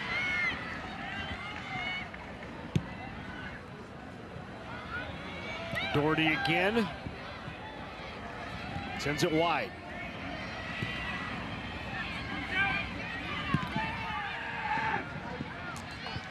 That's actually a really well played ball. On the ground right at the top of the 6 there. Skutt just didn't quite have anybody really charging in on that.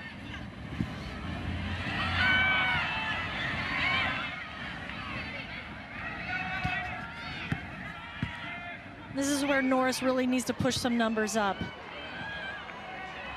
Madsen has it taken away. Here's a Pelican. O'Doherty chases it down. O'Doherty with an opportunity. Adornia carrying the 18, and then kicked away and handled once again by Tidball. Boy, just played it a little too far forward. Yeah, that final touch that was just a little heavy. Gave Izzy a really good opportunity to come out and pick that up. Good read from Izzy Tidball.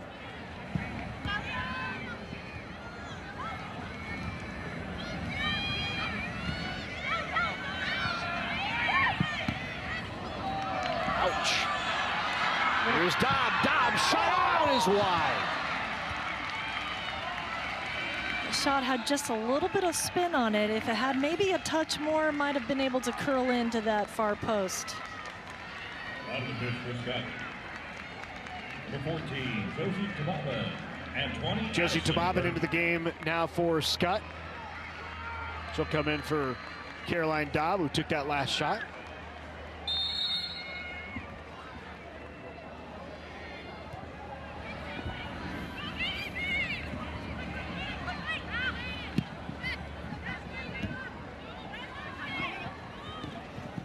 You know, at the beginning of the second half, we felt a little bit of change of pace. I feel like we've kind of settled back into that everything's kind of the same speed right now.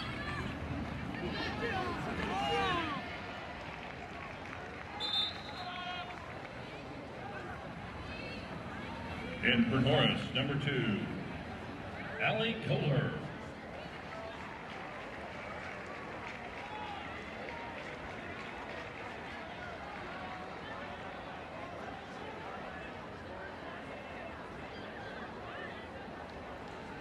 It's a little bit chilly for all the fans, but the players don't seem to mind the temperatures at all. Probably a great feel out there on the pitch.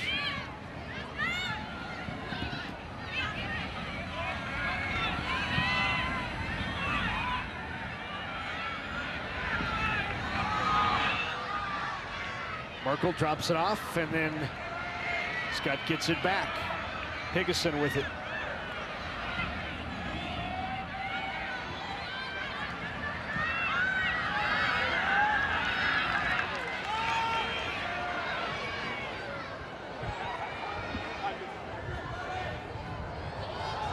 Merkel, here's a cross. That's a beautiful ball.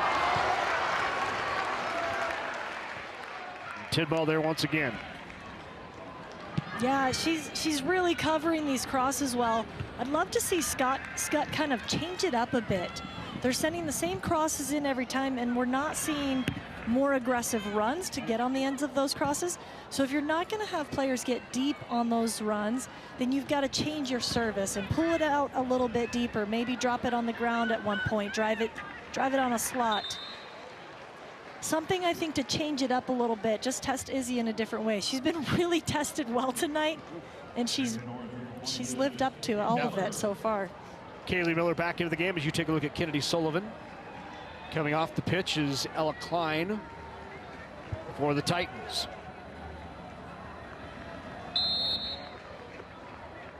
Throw in by Sullivan.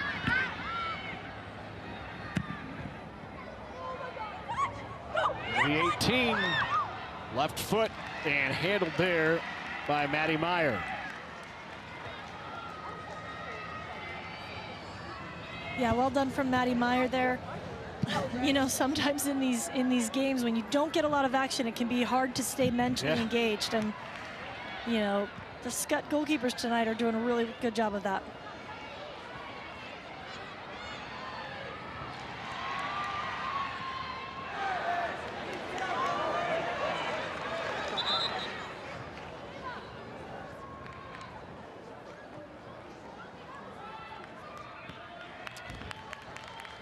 Dobb back in there after that brief break. Tababin comes back out. Yeah, and this is about the time you got to get your big time players back in the game. They've gotten the rest now.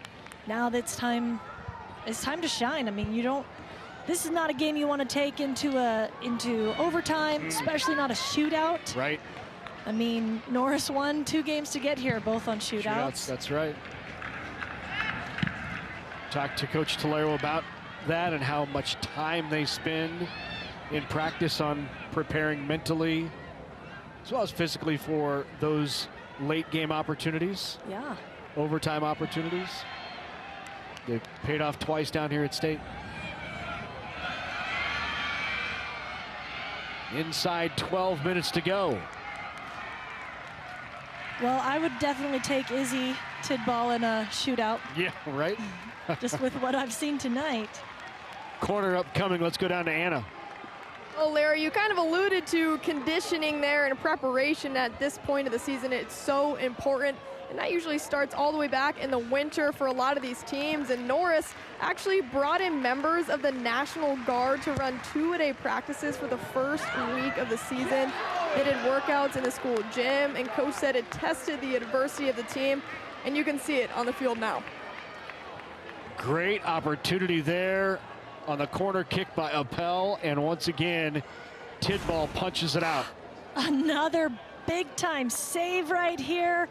I mean, this ball is actually bending in right from the corner kick, and Tidball comes up with a big save. Number 10,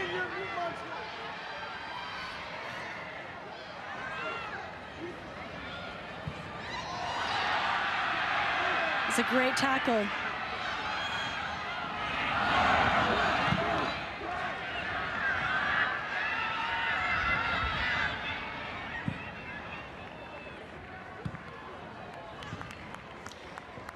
Yeah, I'd really love to see Kennedy Sullivan really take things on her, put this team on her shoulders. You know, she's this great athlete. She's a phenomenal athlete, headed to Nebraska, and you know, I think when you get these multi-sport athletes, they know how to compete, they know how to win. This would be the time in the game for Kennedy Sullivan to really step up and say, "Get me that ball.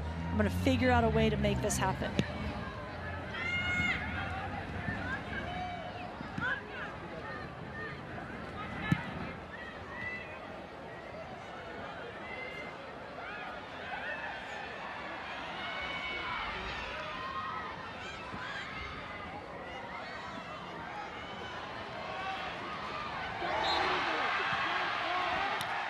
Foul called on Carlson. Check that on O'Doherty. Yeah, good call from the referee here. I mean, she's ready to build out, and just a late tackle.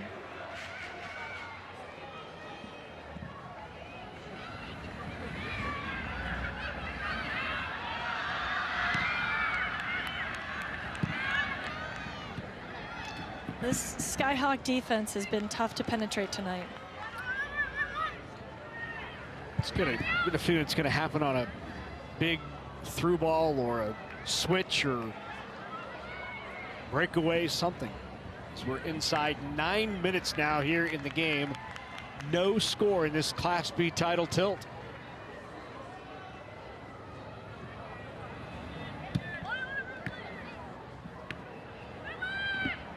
(17-4) are the shots. Wow. Skutt with the advantage.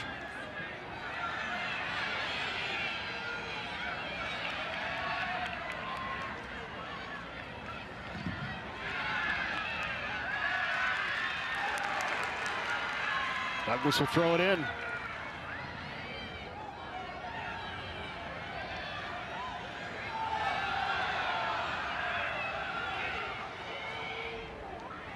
Well, looks like that National Guard training paid off. Right? Does not look tired. That was played wide. Here's a shot on. Right there, Maddie Meyer. The first times Sullivan has had an opportunity here tonight.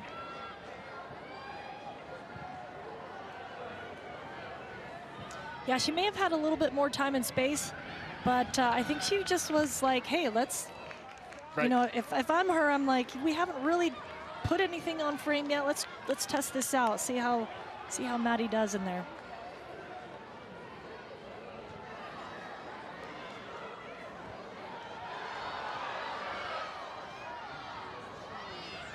Douglas with it wide. Can't find the angle and loses it.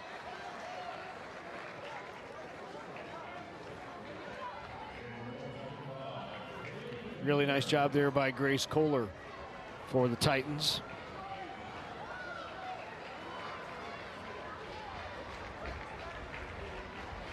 If Skutt is waiting for Izzy Tidball to break, I don't think it's going to happen. No. They're going to have to really do something special. Ramping up the pressure here now. Yeah, this looks like more like an organized press that they've got going on.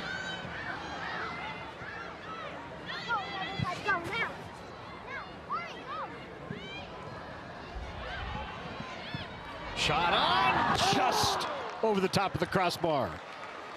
The left foot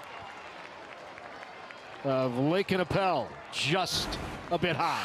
A really good look here from Lakin, and just over that crossbar. It's really well done. Izzy's got it covered though.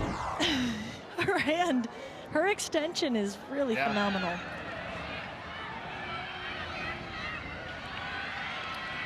Oh, great win there. Then settled by Dobb. Presley outside.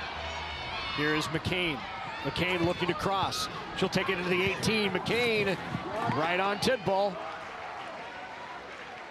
And this is where I'm talking about one of those slot passes. You kind of get to the end line and everybody's shifted up towards the goal. And then if you can hit it diagonally back, kind of away from where everybody's moving, your second wave of runners are the ones that try and you want to try to finish that. That's where I'd love to see Skutt kind of change things up a little bit.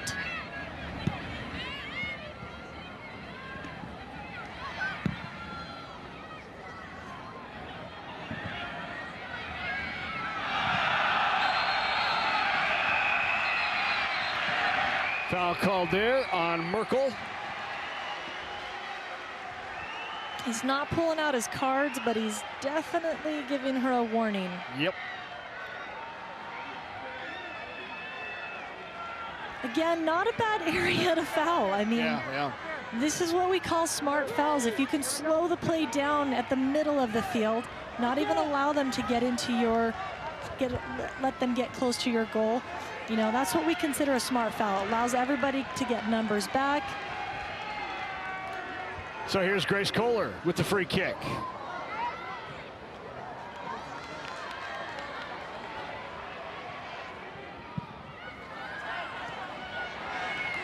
Settled by Kohler again. We'll send it back in. Opportunity here off the line, and making the play is Maddie Meyer. Boy, that was almost a great forward ball. Yeah, really good read from Maddie Meyer there. She saw that ball coming in. She moved and anticipated it, moved early to get to it.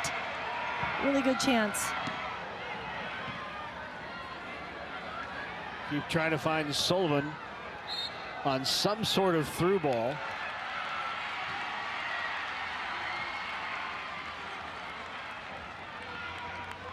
.345 to go. Now we're starting to get a little more chippy out there. Yeah.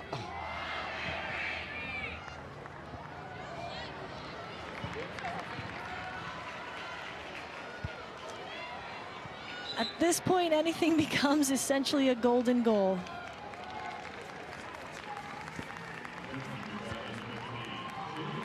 So this is your time to take chances and get the ball forward, get numbers up.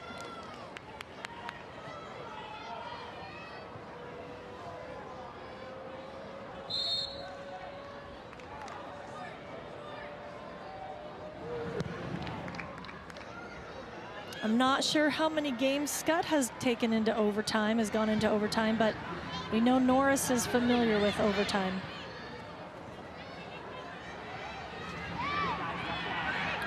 Just putting on the pressure. Merkel settles it. Works outside. Here's Appel again. A dangerous left foot. Appel. Good entry. Dobb with it. Right now with 2:25 left. Titans seemingly fine with packing it in here. And corner kick. Another opportunity here with 2:10 to go. Corner will be taken by Tess Behrens. There's so much Skutt history and tradition in that family. Barron's there. Less than 2 minutes to go. On the corner, Barron's fires it in. Loose in the box, but sent out. Still in the 18. I think that's one of the few crosses or corner kicks that Izzy Tidball did not get a hand on.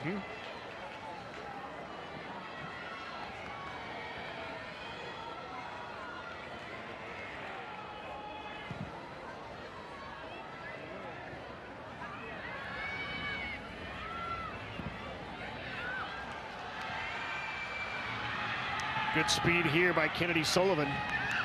Tried to get to it first, but a nice job by Barron's again in the back.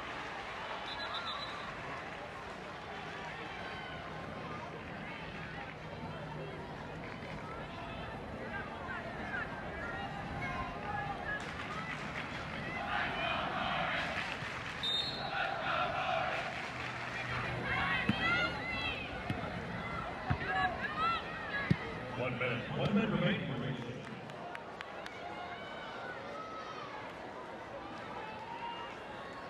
It's always interesting in games like this when there's a minute left.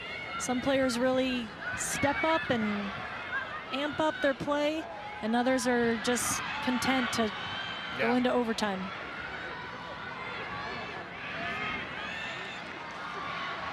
Doherty has it.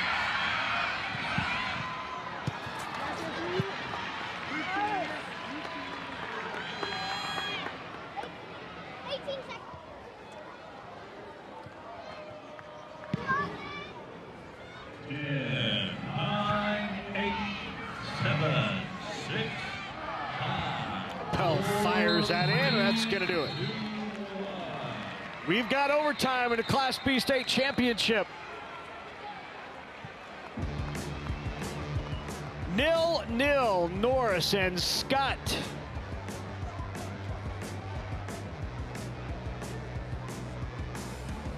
Come on back for the rest here in Omaha.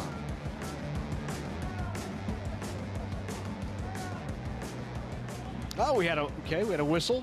Player down. Yep. 1 second left. Oh, right.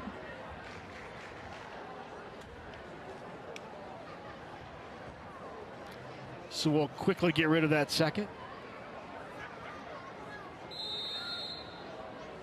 That'll do it. Hey, now we can finish it when we come back.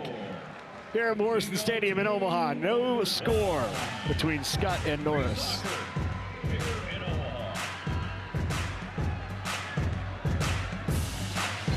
Have you heard about FAFSA? It's like a form you fill out. Fill it out and you get money for college. Easiest way to get money for college, hands down. FAFSA. It's a life hack. It's your way in. So you want to help me pay for college? I'm down. Heck yeah. Definitely. How is this not trending on all the things? It took me like 30 minutes to fill out. So easy. How much am I gonna get? This is a hidden gem. Fill out your FAFSA. FAFSA. Drink water, buckle up, fill out your FAFSA. Nebraska Public Media Sports present the 2023 NSAA Baseball Championships. The best teams from around the state compete for the state trophy. Watch all the action Friday, May 19th, live from UNO's Tal Anderson Field. The Class C Championship begins at 1 p.m. with Class B at 4 p.m. and Class A starting at 7 p.m. Central. A live webcast will be available at our website and on our free app. Streaming is also supported through Apple TV and Chromecast. That way the flavors will marry nicely. Doesn't that look good? There's still places to discover. It just absorbs you. Get here fast. That was a new experience. We're just getting started. This week on Nebraska Stories, the Pawnee Nation is working to preserve the tribe's heirloom seeds that are vital to their heritage. Learn about a Nebraskan who was the longest-serving American war correspondent and a Pulitzer Prize nominee. And view a new kinetic sculpture honoring Western Nebraska artists. These stories and more on Nebraska Stories, Thursday night at 8 Central on Nebraska Public Media. I see that PBS and NPR really challenge us to learn and challenge our thinking so that we think about things in a new perspective. For 50 years, PBS NewsHour is a daily at our home. We want to catch up on what's happening in the world, and we'll turn to PBS NewsHour. It doesn't sensationalize. It brings varying opinions, so you're challenged to think about all sides of an issue. Next time on Antiques Roadshow, Vintage Las Vegas, Hour 1. And then it'll be followed by Antiques Roadshow, or it might be followed by Backyard Farmer, depending upon the day. And it might also be a Husker baseball game, be it a news program or something about our environment or our world or a culture that we have never had an opportunity to really dig into deeply. To see something of beauty about this earth, PBS will take us there, and we're exposed to them.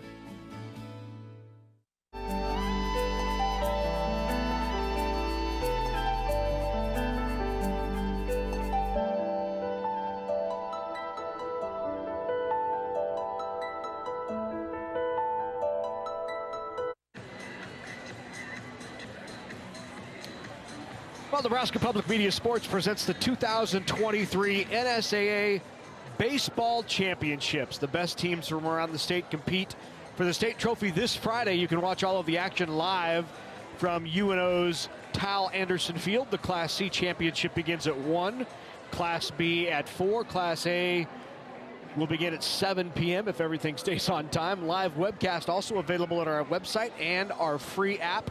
Streaming also supported through Apple TV and Chromecast, and it is going to be a first ever on Nebraska Public Media as we bring you state baseball championships here at Morrison Stadium.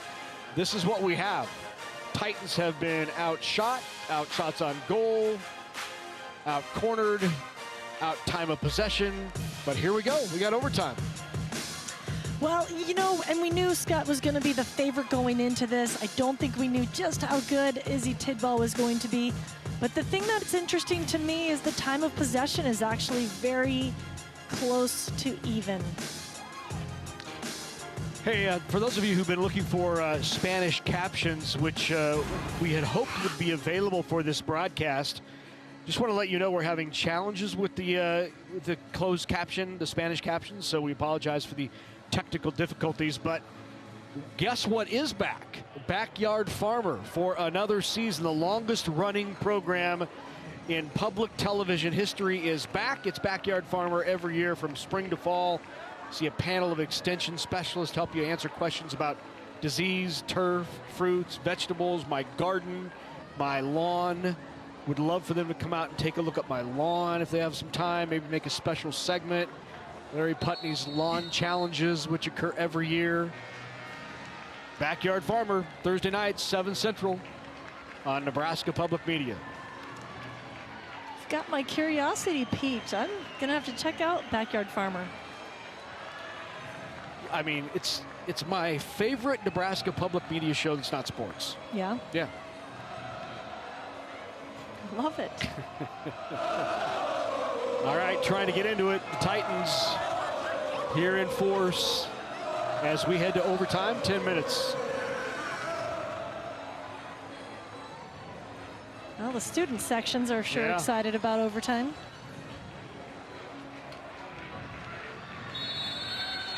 The Hawaiian theme continues in the student section.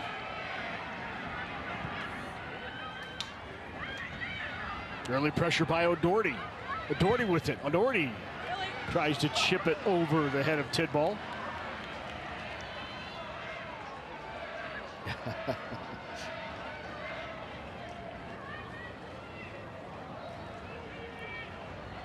Skutt has been the aggressor the entire match. We'll see if it continues here in overtime.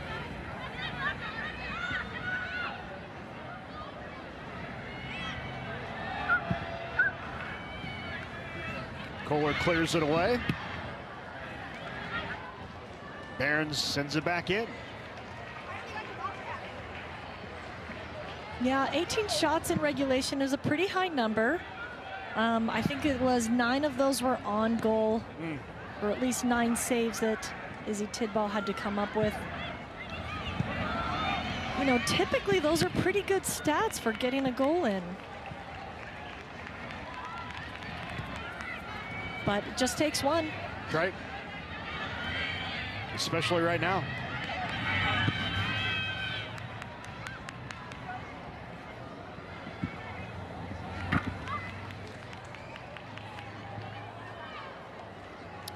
Douglas to throw it in. Here is Dobb with it. Trying to work around the defender and find an angle. So one of the things, you know, tactical strategies at this point from a coach standpoint, you know, does Coach Tolero play through these overtime periods, hoping to get to a shootout, knowing that they've had success there? You know, what changes does Coach Carlson make? I imagine Coach Carlson would be confident in a shootout, but you know, based on what we've seen tonight, Norris probably has the upper hand, at least as far as goalkeeping goes. Trying to turn it. Doherty with it. But Doherty tried to cross. So what's your opinion on, you know, it's been a long game. We've been here for about an hour or a couple hours, right, already. You're getting a little hungry, and then your stats guy brings a hot dog into the booth and eats it in front of you. It's rough. It's brutal. Glenn, that's just, it's like a party foul. It's a good way to put it, party foul.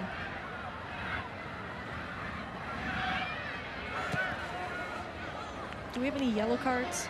None. I mean, oh, on him? Yeah, That's a red card if it's my way. My way. He's out of here. Opportunity fired on. Tidball's there. I like the shot from Burt. And I love how Izzy Tidball just, you know, she's confident throwing the ball out. She wants to start that transition. She knows if she punts the ball, it becomes a 50-50 ball. But when she throws it, you know, they're already into their middle third, and they're building from there.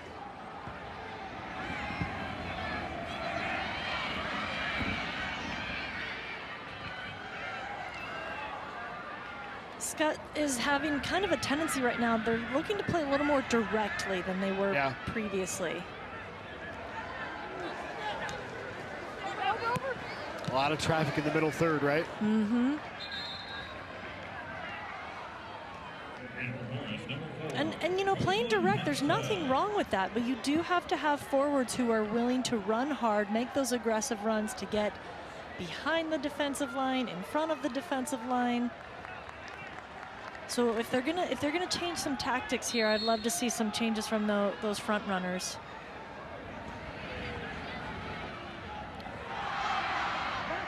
Nice job by Douglas ahead to O'Doherty. Cleared out of there. Nice job to slow it down by Hayden Baker. One of the few saves we have not seen tonight from Izzy Tidball is a one-on-one, a breakaway. Right.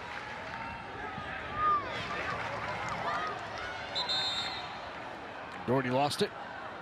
Back into the game now for the Titans. Allie Kohler. Kohler, a freshman.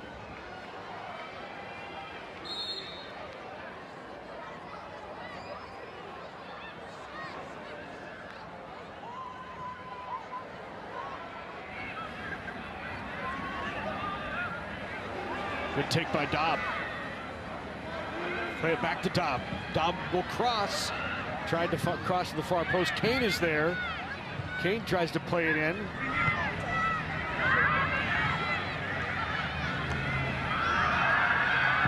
This is a great opportunity for Norris if they can, I was about to say, if they can get to that ball, they can execute a counterattack. Great play by Behrens, though. Yes, beautiful defensive clear there.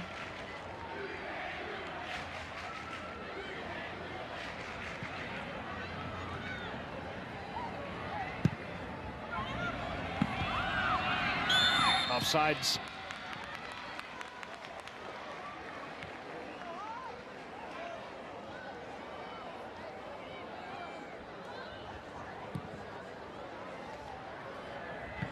That's a really good opportunity for Claire Macklin there. She's got to stay on that line. She's got to be aware of that back line and stay onside.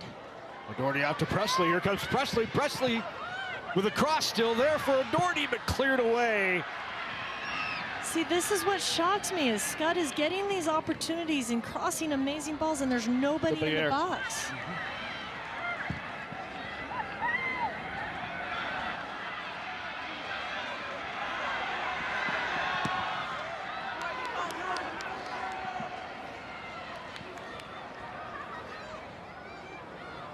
It's going to stay in. How about that? Didn't expect that. Look out! Boy, Kane with the pressure on a slow pass across the middle to Kohler, and Kohler was able to get to it first, but boy, was that dangerous for a moment. Really good job to turn and use her body to shield.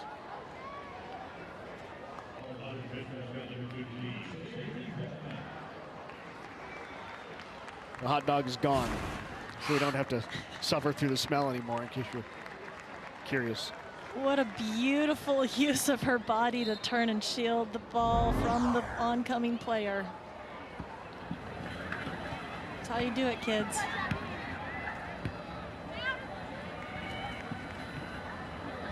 A little nutmeg there. Boy, great job. Doherty in the middle, still there. Opportunity here.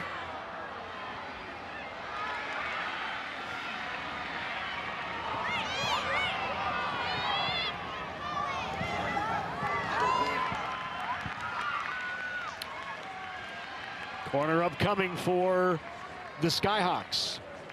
Boy, that was a really good opportunity in the box there. They had the numbers, they just couldn't quite get anything on frame.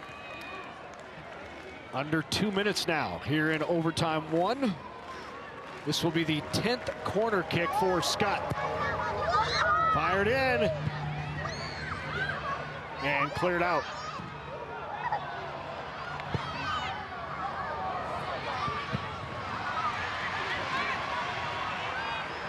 Job sending it on frame by Merkel. Tidball there once again.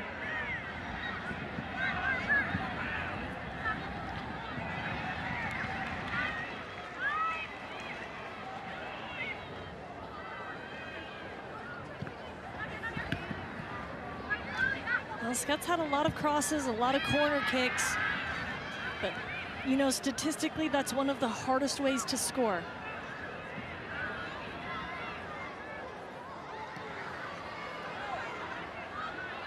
One minute remaining in the first overtime. 1 minute to go, chipped in, look out. Dangerous ball. Way out. Out of the 18, had to kick it away, but it worked for Tidball. And boy, Douglas was right there with the opportunity.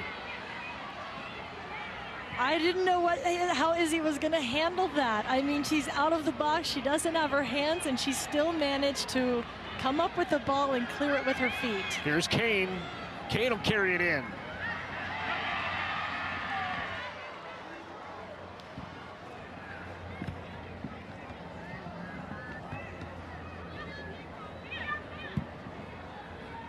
"20 seconds to go."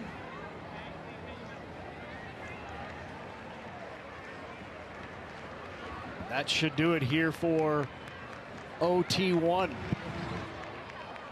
Tidball fires that away, and time runs out.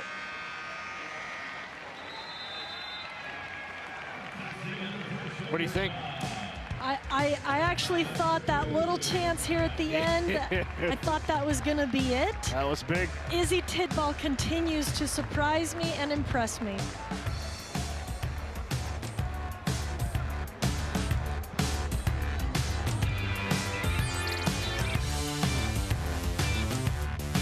This week on Nebraska Stories, the Pawnee Nation is working to preserve the tribe's heirloom seeds that are vital to their heritage.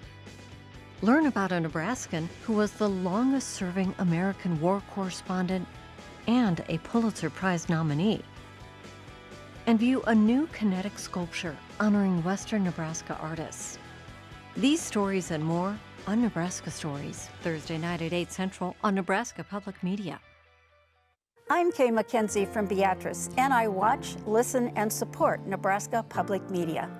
I'm a history buff, so I never miss Finding Your Roots with Henry Louis Gates Jr. and Antiques Roadshow. They're a great way to learn about history and cultures from around the world. You never know what you might learn at a program. So join me and become a member at nebraskapublicmedia.org, and thank you.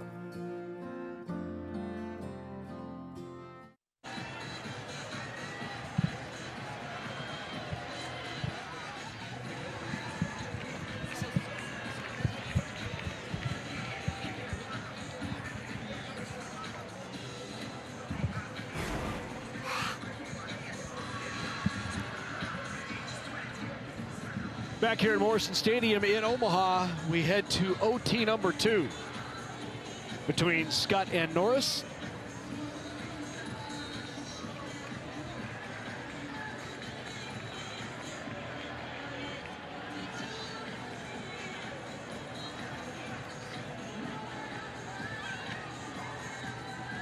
There's a great look at the Omaha skyline.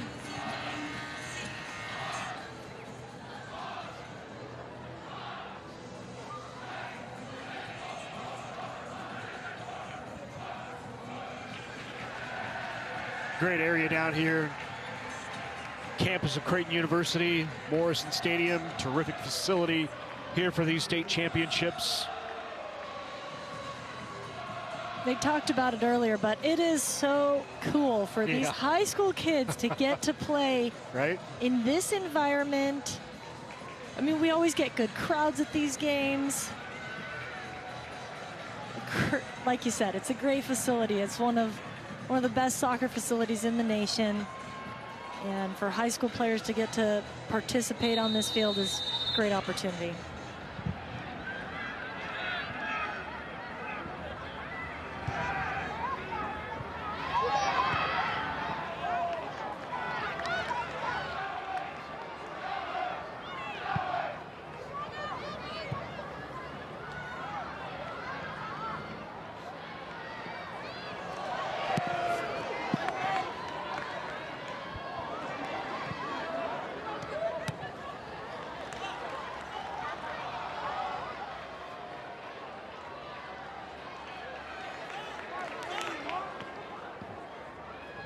You know, sometimes at the end of these long games like this, where there's so much emotions built up into it, one of the most trying parts can be the mental side of this, like staying mentally engaged and mentally focused for this long. You know, it's great for these young ladies to experience this in this part of their career, but this is challenging.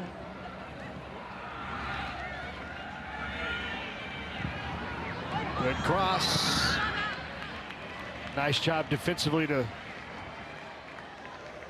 shut the angle off by Allie Kohler of the Titans.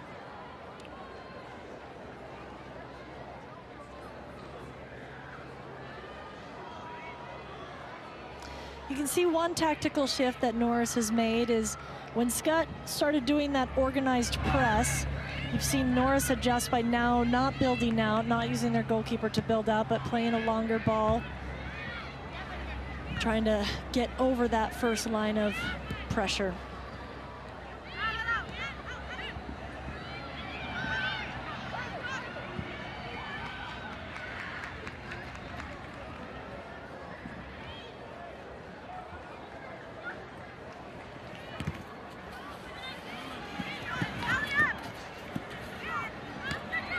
Once again here in the second overtime, much of the pressure supplied by Skutt.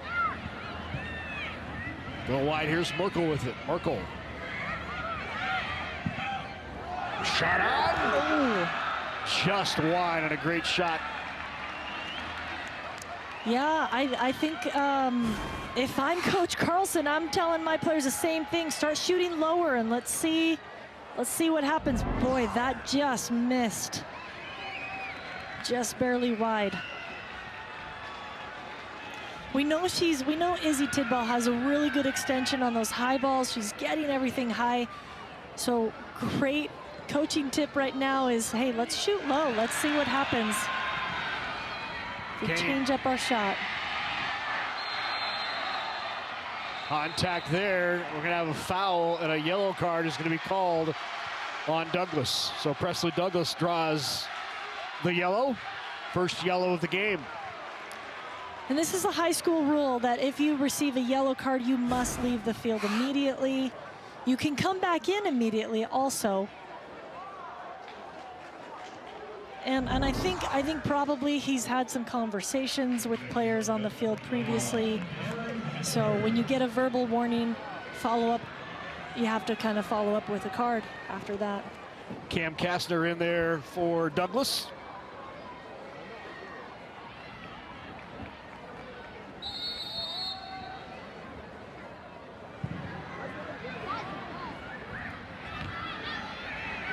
Good header there by Burton.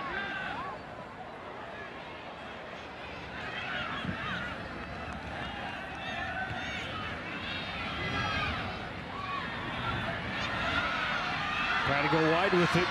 Here's O'Doherty.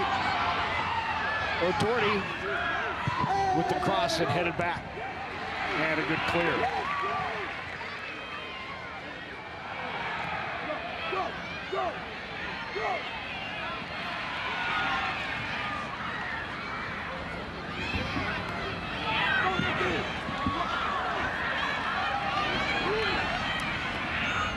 Yeah, based on records and shootouts, I would definitely, if this moves on to a shootout, I would think that Norris has the edge, purely based on the experience and familiarity of being in those pressure situations.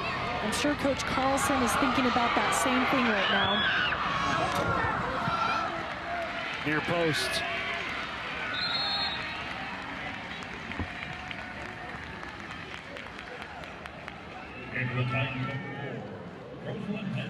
I don't think this ever gets old for Coach Carlson. Right, you know? Exactly. I think he just loves this environment, loves being here on these championship nights, and you know, these close games are so fun.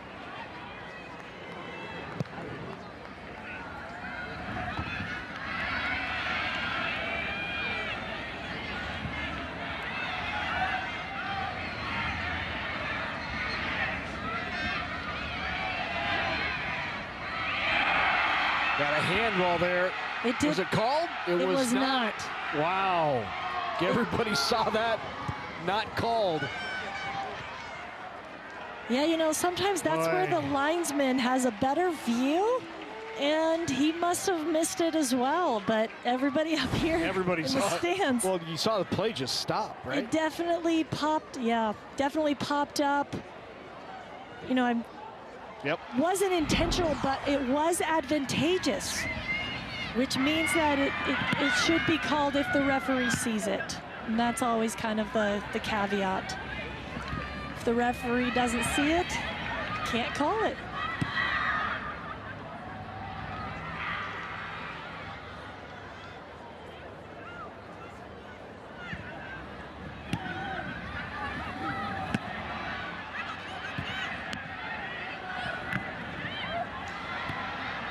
Opportunity here, look out. Set wide, shot on. Boy, what an opportunity there for the Titans. Yeah, nice chance at the top of the box. I will say, with 25 goals, I'm surprised Kennedy Sullivan isn't looking to shoot more herself, but this, that was a close offside. Yep. Kennedy Sullivan, the leading goal scorer for the Titans, 25 goals on the season. She's passed up opportunities tonight. This little flick there by Douglas. Oh, you know what? Kennedy Sullivan was not the one offside there. It was Douglas with the flick. She came from an offside position to flick that ball on.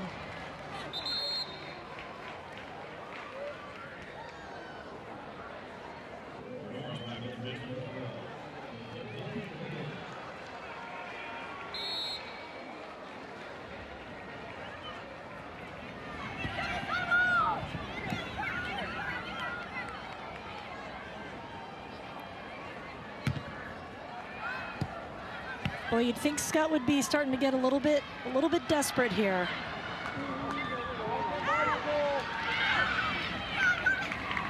Well, given Norris's success in shootouts down here at State, they've won 2 consecutive in the quarters and the semis, both by shootout. Not where you want to go with a team like the Titans. Has that ever happened? 3 straight shootouts at State. Yep. I go on the verge of it.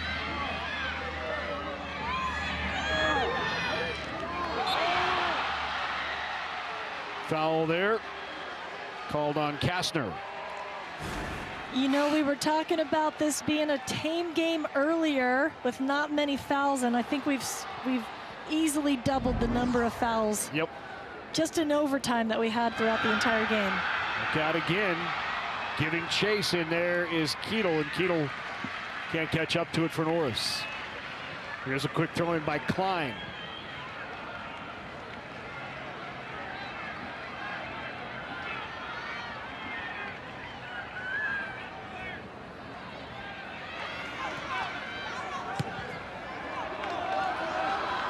The ball ahead here. Klein trying to chase it down. Barons.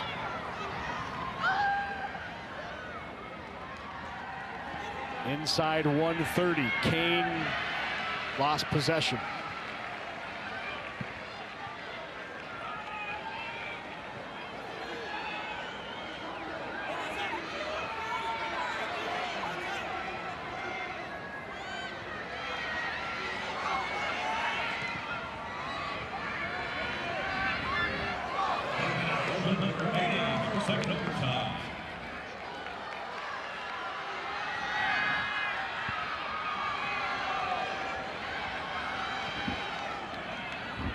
O'Doherty with it. 40 seconds to go. Skutt might get one more chance here if they can be really smart with the ball. Douglas with it. Douglas will try to center it.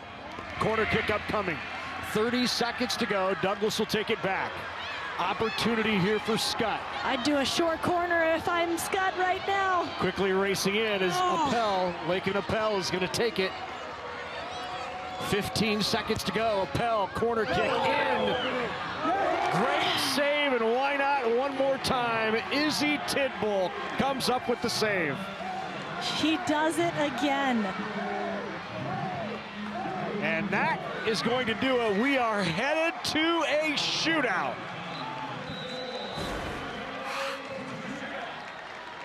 It's a great served ball, but Izzy has gotten all of these. Her extension is fantastic. Like I kind of mentioned, it might have been a great opportunity to try a short corner, dribble, and get a shot. Yeah. But now we got the excitement of a shootout. What a performance there by Izzy Tidball. And we go to penalty kicks. Well, now we're going to get that answer to our question for Coach John Carlson of which goalkeeper. That's right. That's right.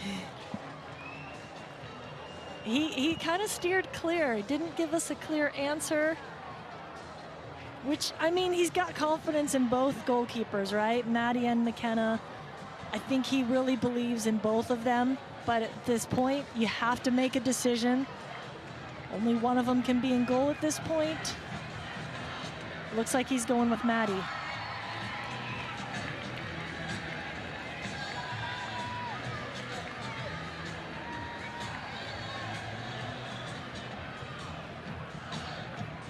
Norris has been here before. It was a quarterfinal win over Bennington in a shootout, and a win over Duchesne also in a shootout.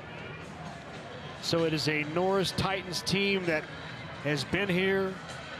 They're used to this, and it will be a first for Skutt. This is one of those things that's really hard to replicate in practice. Right. The pressure, all the emotions.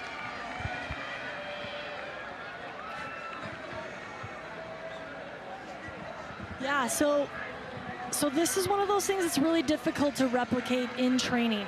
But essentially what's going to happen here is they do a coin flip. Whoever wins the coin flip gets to choose whether to take the first or the second kick. And there's some definite tactical strategies to both. But essentially what will happen is Skutt's going to be the first team shooting. Yeah, Tolero. Yeah. And the first is going to be Caroline Dobb. So Dobb is up, and in goal is Izzy Tidball. So the Skyhawks with the first penalty kick opportunity.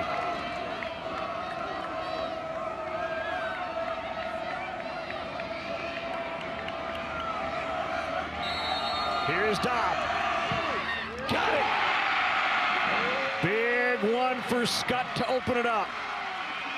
So we're going to alternate shooters from each team each time. One of the really challenging rules for goalkeepers is they have to stay on their line. They can't step forward. Yeah. If they step forward, it's an opportunity for a re-kick. And so you can see that they have to, you saw Izzy there moving one direction, extended the other. Great shot. Here is Sullivan. Shot! Got it! Kennedy Sullivan, 1-1. Each team has 5 shots. They will pick 5 different players. I love Kennedy's shot here right into that upper corner. It's a really difficult area for a goalkeeper to make a save. Here comes Lakin Appel for John Carlson's squad. It's 1-1 in the shootout. Now we know Lakin is a lefty, and this changes things for a goalkeeper as well.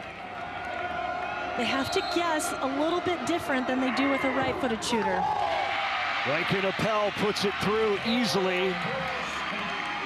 And you can see Izzy got kind of a little bit stuck on that, because most left-footed shooters shoot to the goalkeeper's left, and she went to the goalkeeper's right. Yep.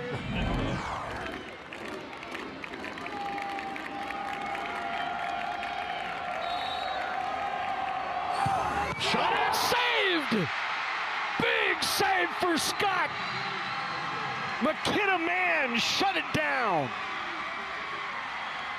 You know, I thought that they had chosen Maddie, but McKenna comes up big for this save.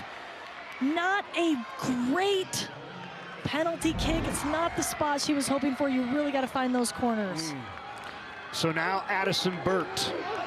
Skutt with a 1 PK advantage here. Here is Burt. Too high, and we are back to even. Now, if it stays even after 5 shooters, we're going to go through all 5 shooters. After that, it becomes a sudden death. This one just pops over the top, but it will become a sudden death 1-to-1 shootout if it gets through those first 5 shooters.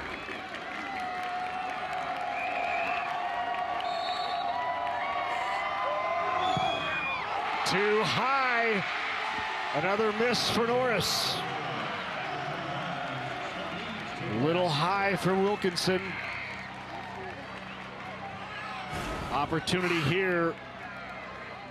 Just trying to kill it there, and she just comes underneath the ball. Obviously, she's very disappointed in that.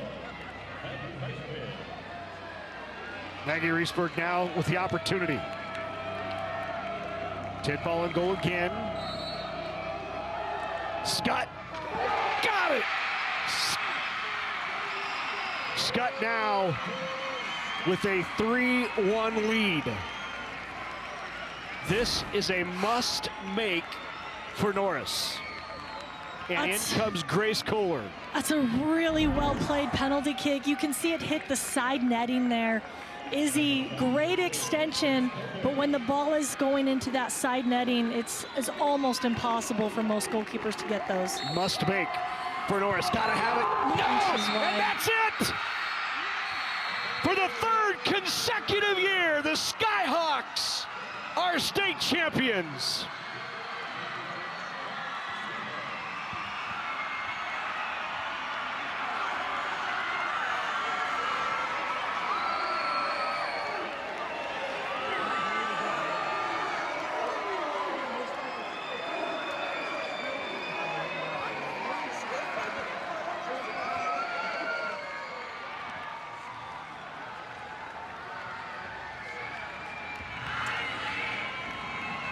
Well, congrats to Skutt, Skyhawks. It's an exciting finish. I'm a little bit surprised. Yeah. I really thought Norris had the advantage going into a shootout.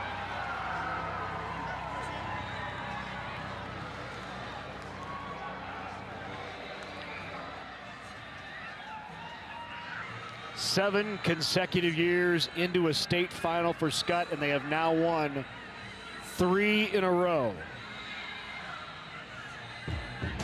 And 5 of those 7. Title holders again. We'll hand out medals and trophies to the champs and the runners-up when we come back.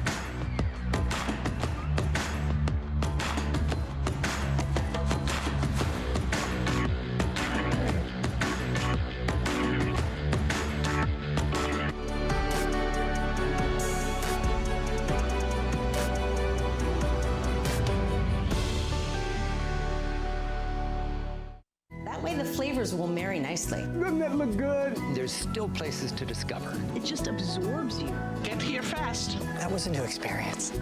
We're just getting started.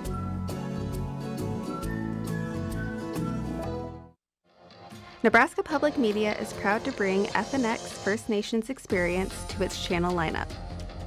FNX First Nations Experience is the first and only national over-the-air broadcast television network devoted to Native American and World Indigenous content. You can watch FNX First Nations Experience free over the air with an antenna. Viewers may need to rescan their television to receive all 5 of Nebraska Public Media's television channels over the air. For the FNX program schedule, visit nebraskapublicmedia.org/schedule.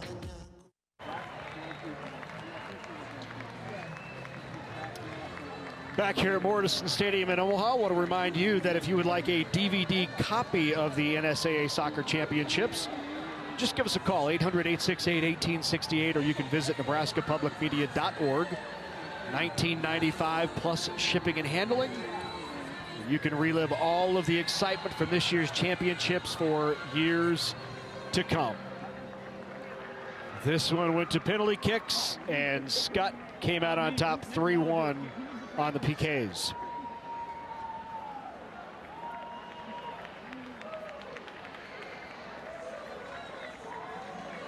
Dynasty, not too lofty of a word when you think about what this team has accomplished over the last 17 years. It's hard to come back and keep winning over and over again, you know? So, huge congratulations to the Skyhawks, John Carlson, what they've been able to do over years and years and years of great soccer playing, high pressure situations, and they always seem to deliver. Well, time now to hand out some medals and trophies. And for that, we head to our public address announcer.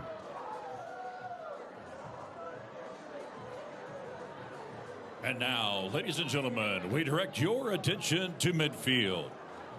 The Nebraska School Activities Association is honored to have medals and trophies for both of these outstanding teams. Presentations will be made by NSAA Executive Director Jay Beller and NSAA Board of Directors members Kara Graham from Lincoln Southeast High School and Thomas Lee from Omaha Westview High School.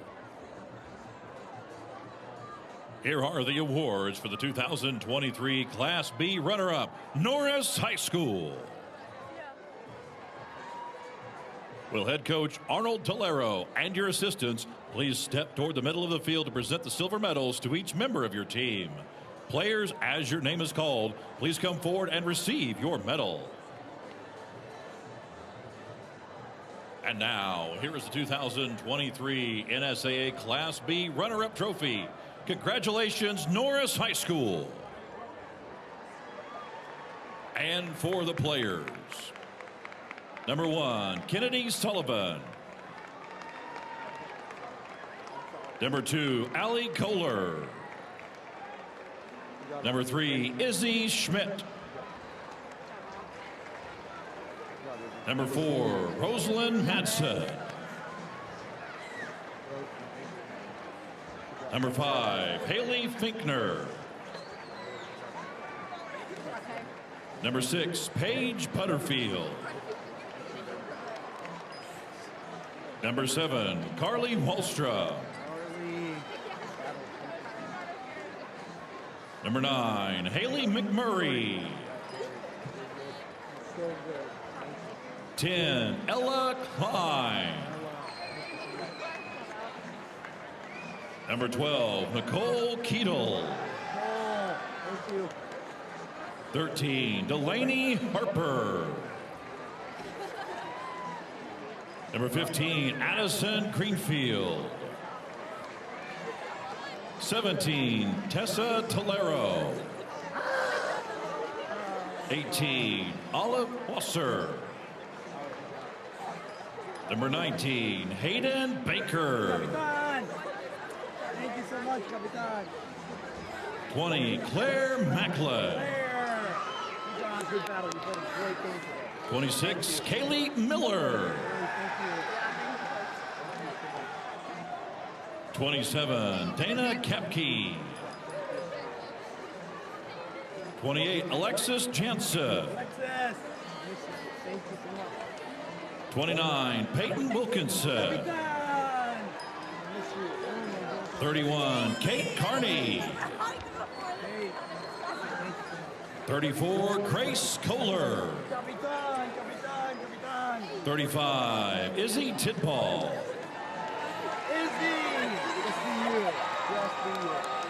And 77, Ashley Gruber. And now, here is the runner-up trophy for the 2023 NSAA Class B Girls Soccer. Congratulations, Norris High School.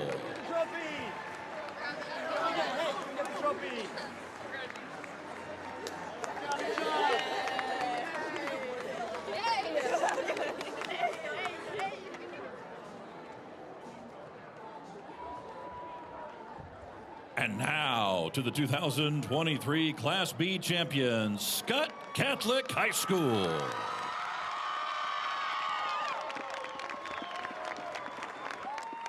First, head coach John Carlson, we have a special award for you.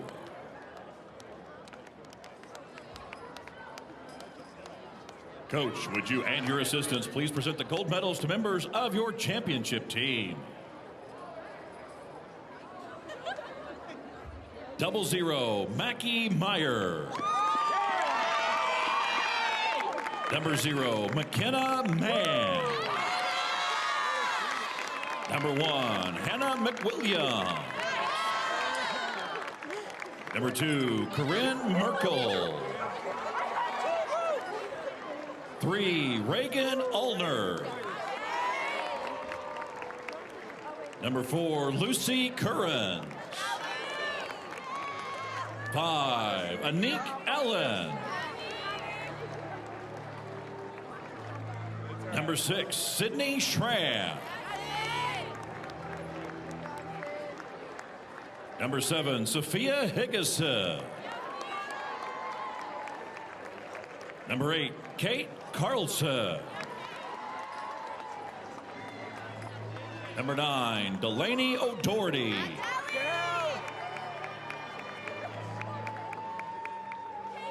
Number 10, Laken Appel.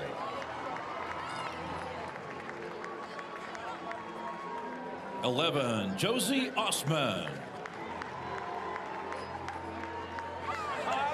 Number 12, Maggie Reisbig. 13, Carolyn Taub.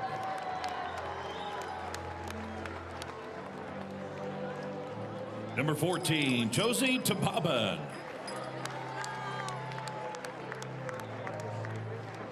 Number 15, Shaylee Richmouth. 16, Presley Douglas. 17, Tess Barron. 18, Olivia Norris. Number 19, Mulaney Kay. Number 20, Addison Burt. 21, Cameron Kastner. And 22, Abby Ostergaard.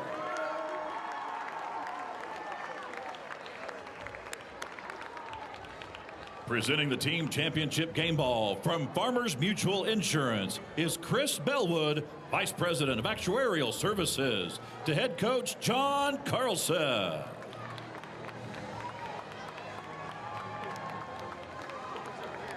And now, for these outstanding athletes and their school, ladies and gentlemen, here is the 2023 NSAA Class B Girls State Soccer Championship Trophy.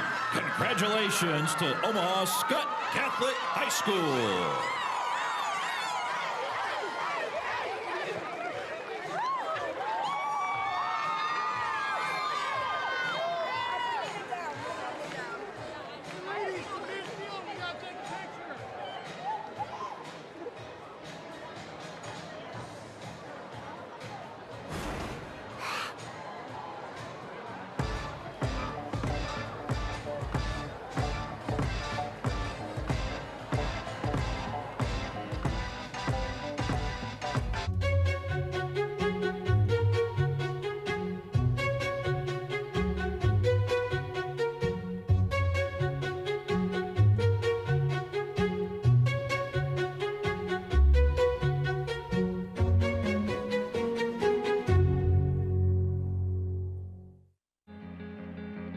My name is Megan Helberg. I teach in Taylor, Nebraska at Loop County Public School. Nebraska is a great place to receive an education because the teachers in this state are focused on building relationships with their students. Travel is how I learn the best. If it works for me, it probably works for others. It's really important for me to try to expose my students to what is beyond our little piece of paradise here in the Nebraska Sandhills. It's really important for me to learn about culture and other ways of life, and a lot of that comes through travel. Watching Nebraska Public Media really helps broaden my perspective of the world because the programming that they do really does go far and wide. It's not just here in the state of Nebraska, but beyond. So I really enjoy watching with my family. We really enjoy the Rick Steves travel episodes because we love to travel all around the world. So we have often planned our trips around the Rick Steves shows that we have watched. I feel it's really important to support Nebraska Public Media because I watched my parents support it as I was growing up, and now as an adult, I want to continue to support it for all of those around me, including my students, so they can enjoy it as they grow up.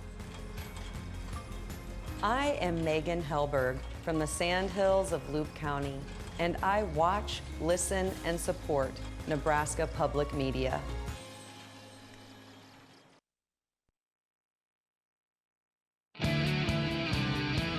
Coverage of the NSAA Soccer Championships on Nebraska Public Media is made possible in part by Nebraska Soybean Board, Education Quest, Nebraska Public Power District, Nebraska Kubota Dealers, and Nebraska Corn Board. A big thank you to all of our sponsors who help us bring you the best high school athletes from across the state. We could not do it without your support.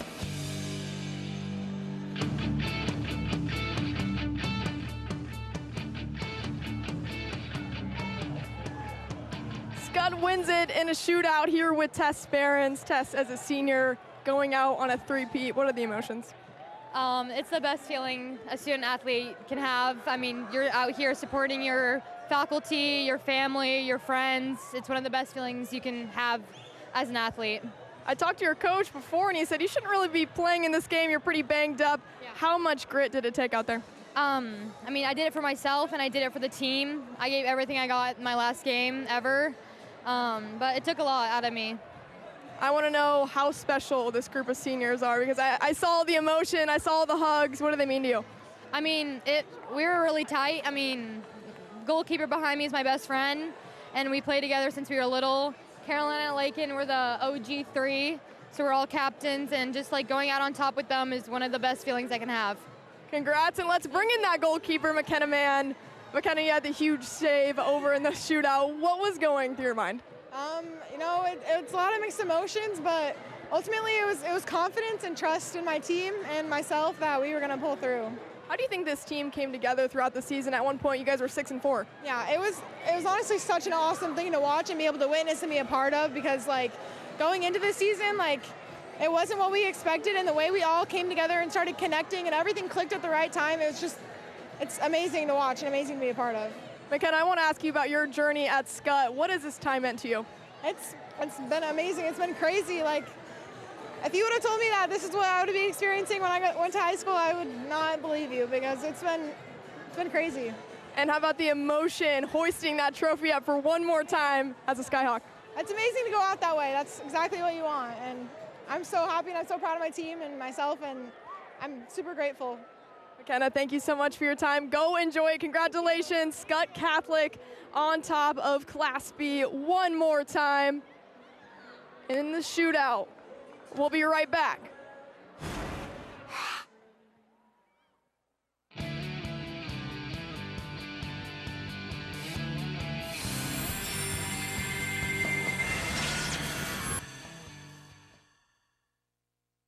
My parents divorced when I was 5.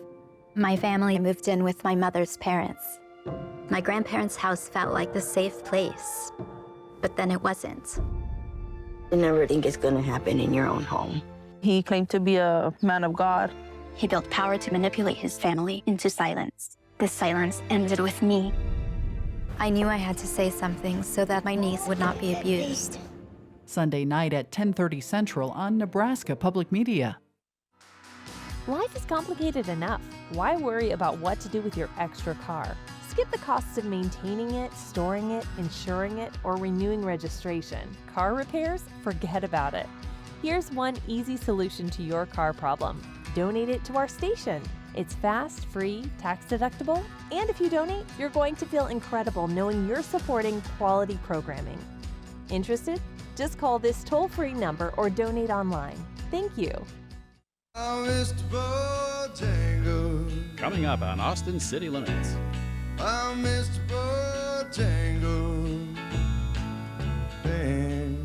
just an old chunk of coal now, Lord, but I'm gonna be a diamond someday.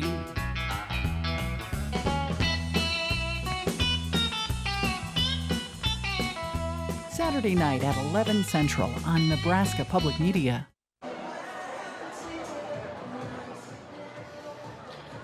Welcome back here, Morrison Stadium in Omaha. There is your final 1-zip by shootout. The Skutt Catholic Skyhawks are now three-peaters. They've won 3 in a row, 3 consecutive state championships for the Skyhawks. Yeah, it's impressive to win 3 in a row. Like I said earlier, hard to do. Skutt was resilient. Izzy Tidball was the star of the show, and you can't take that away. All those saves that she had, she was impressive. But congrats to a great Skyhawks championship again.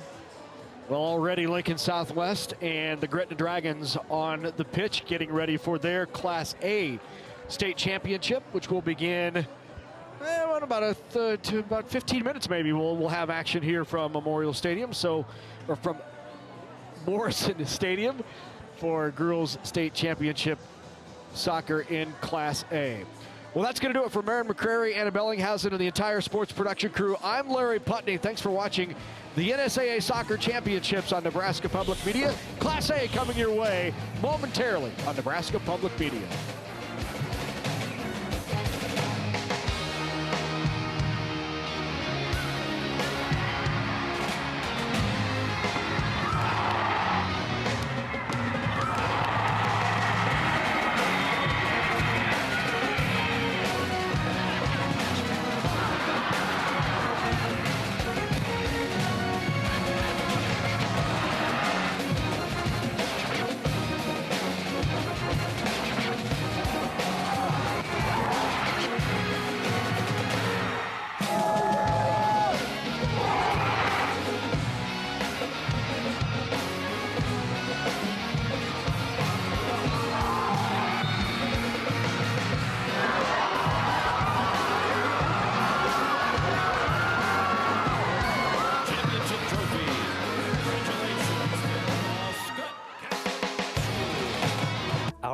Is filled with wonders that amaze, surprise, and delight. For decades, Nebraska Public Media has been committed to bringing it all to you.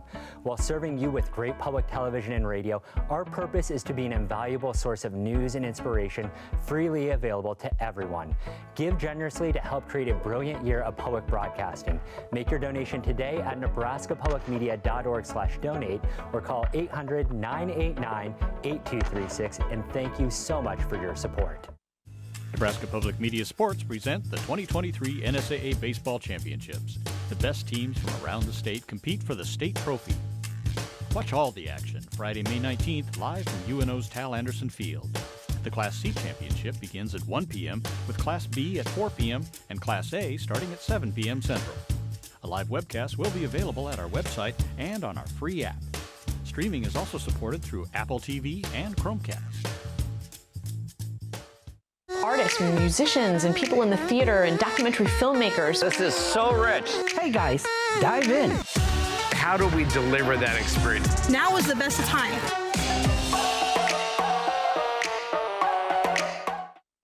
This week on Nebraska Stories, the Pawnee Nation is working to preserve the tribe's heirloom seeds that are vital to their heritage. Learn about a Nebraskan who was the longest-serving American war correspondent and a Pulitzer Prize nominee. And view a new kinetic sculpture honoring Western Nebraska artists. These stories and more on Nebraska Stories, Thursday night at 8 Central on Nebraska Public Media. Live sports and documentaries are part of the valued services from Nebraska Public Media. Fans of high school and college sports have a great way to ensure these programs will continue. Join the Nebraska Public Media Sports Partners Club. This is your home for Husker Volleyball, Big Red Wrap-Up, and high school championships. Log on to nebraskapublicmedia.org/sportspartners and explore the benefits of joining. With your support, sports action will stay right here all year long. And thank you. I'm Kay McKenzie from Beatrice, and I watch, listen, and support Nebraska Public Media. I'm a history buff, so I never miss Finding Your Roots with Henry Louis Gates Jr. and Antiques Roadshow. They're a great way to learn about history and cultures from around the world. You never know what you might learn at a program. So join me and become a member at nebraskapublicmedia.org, and thank you.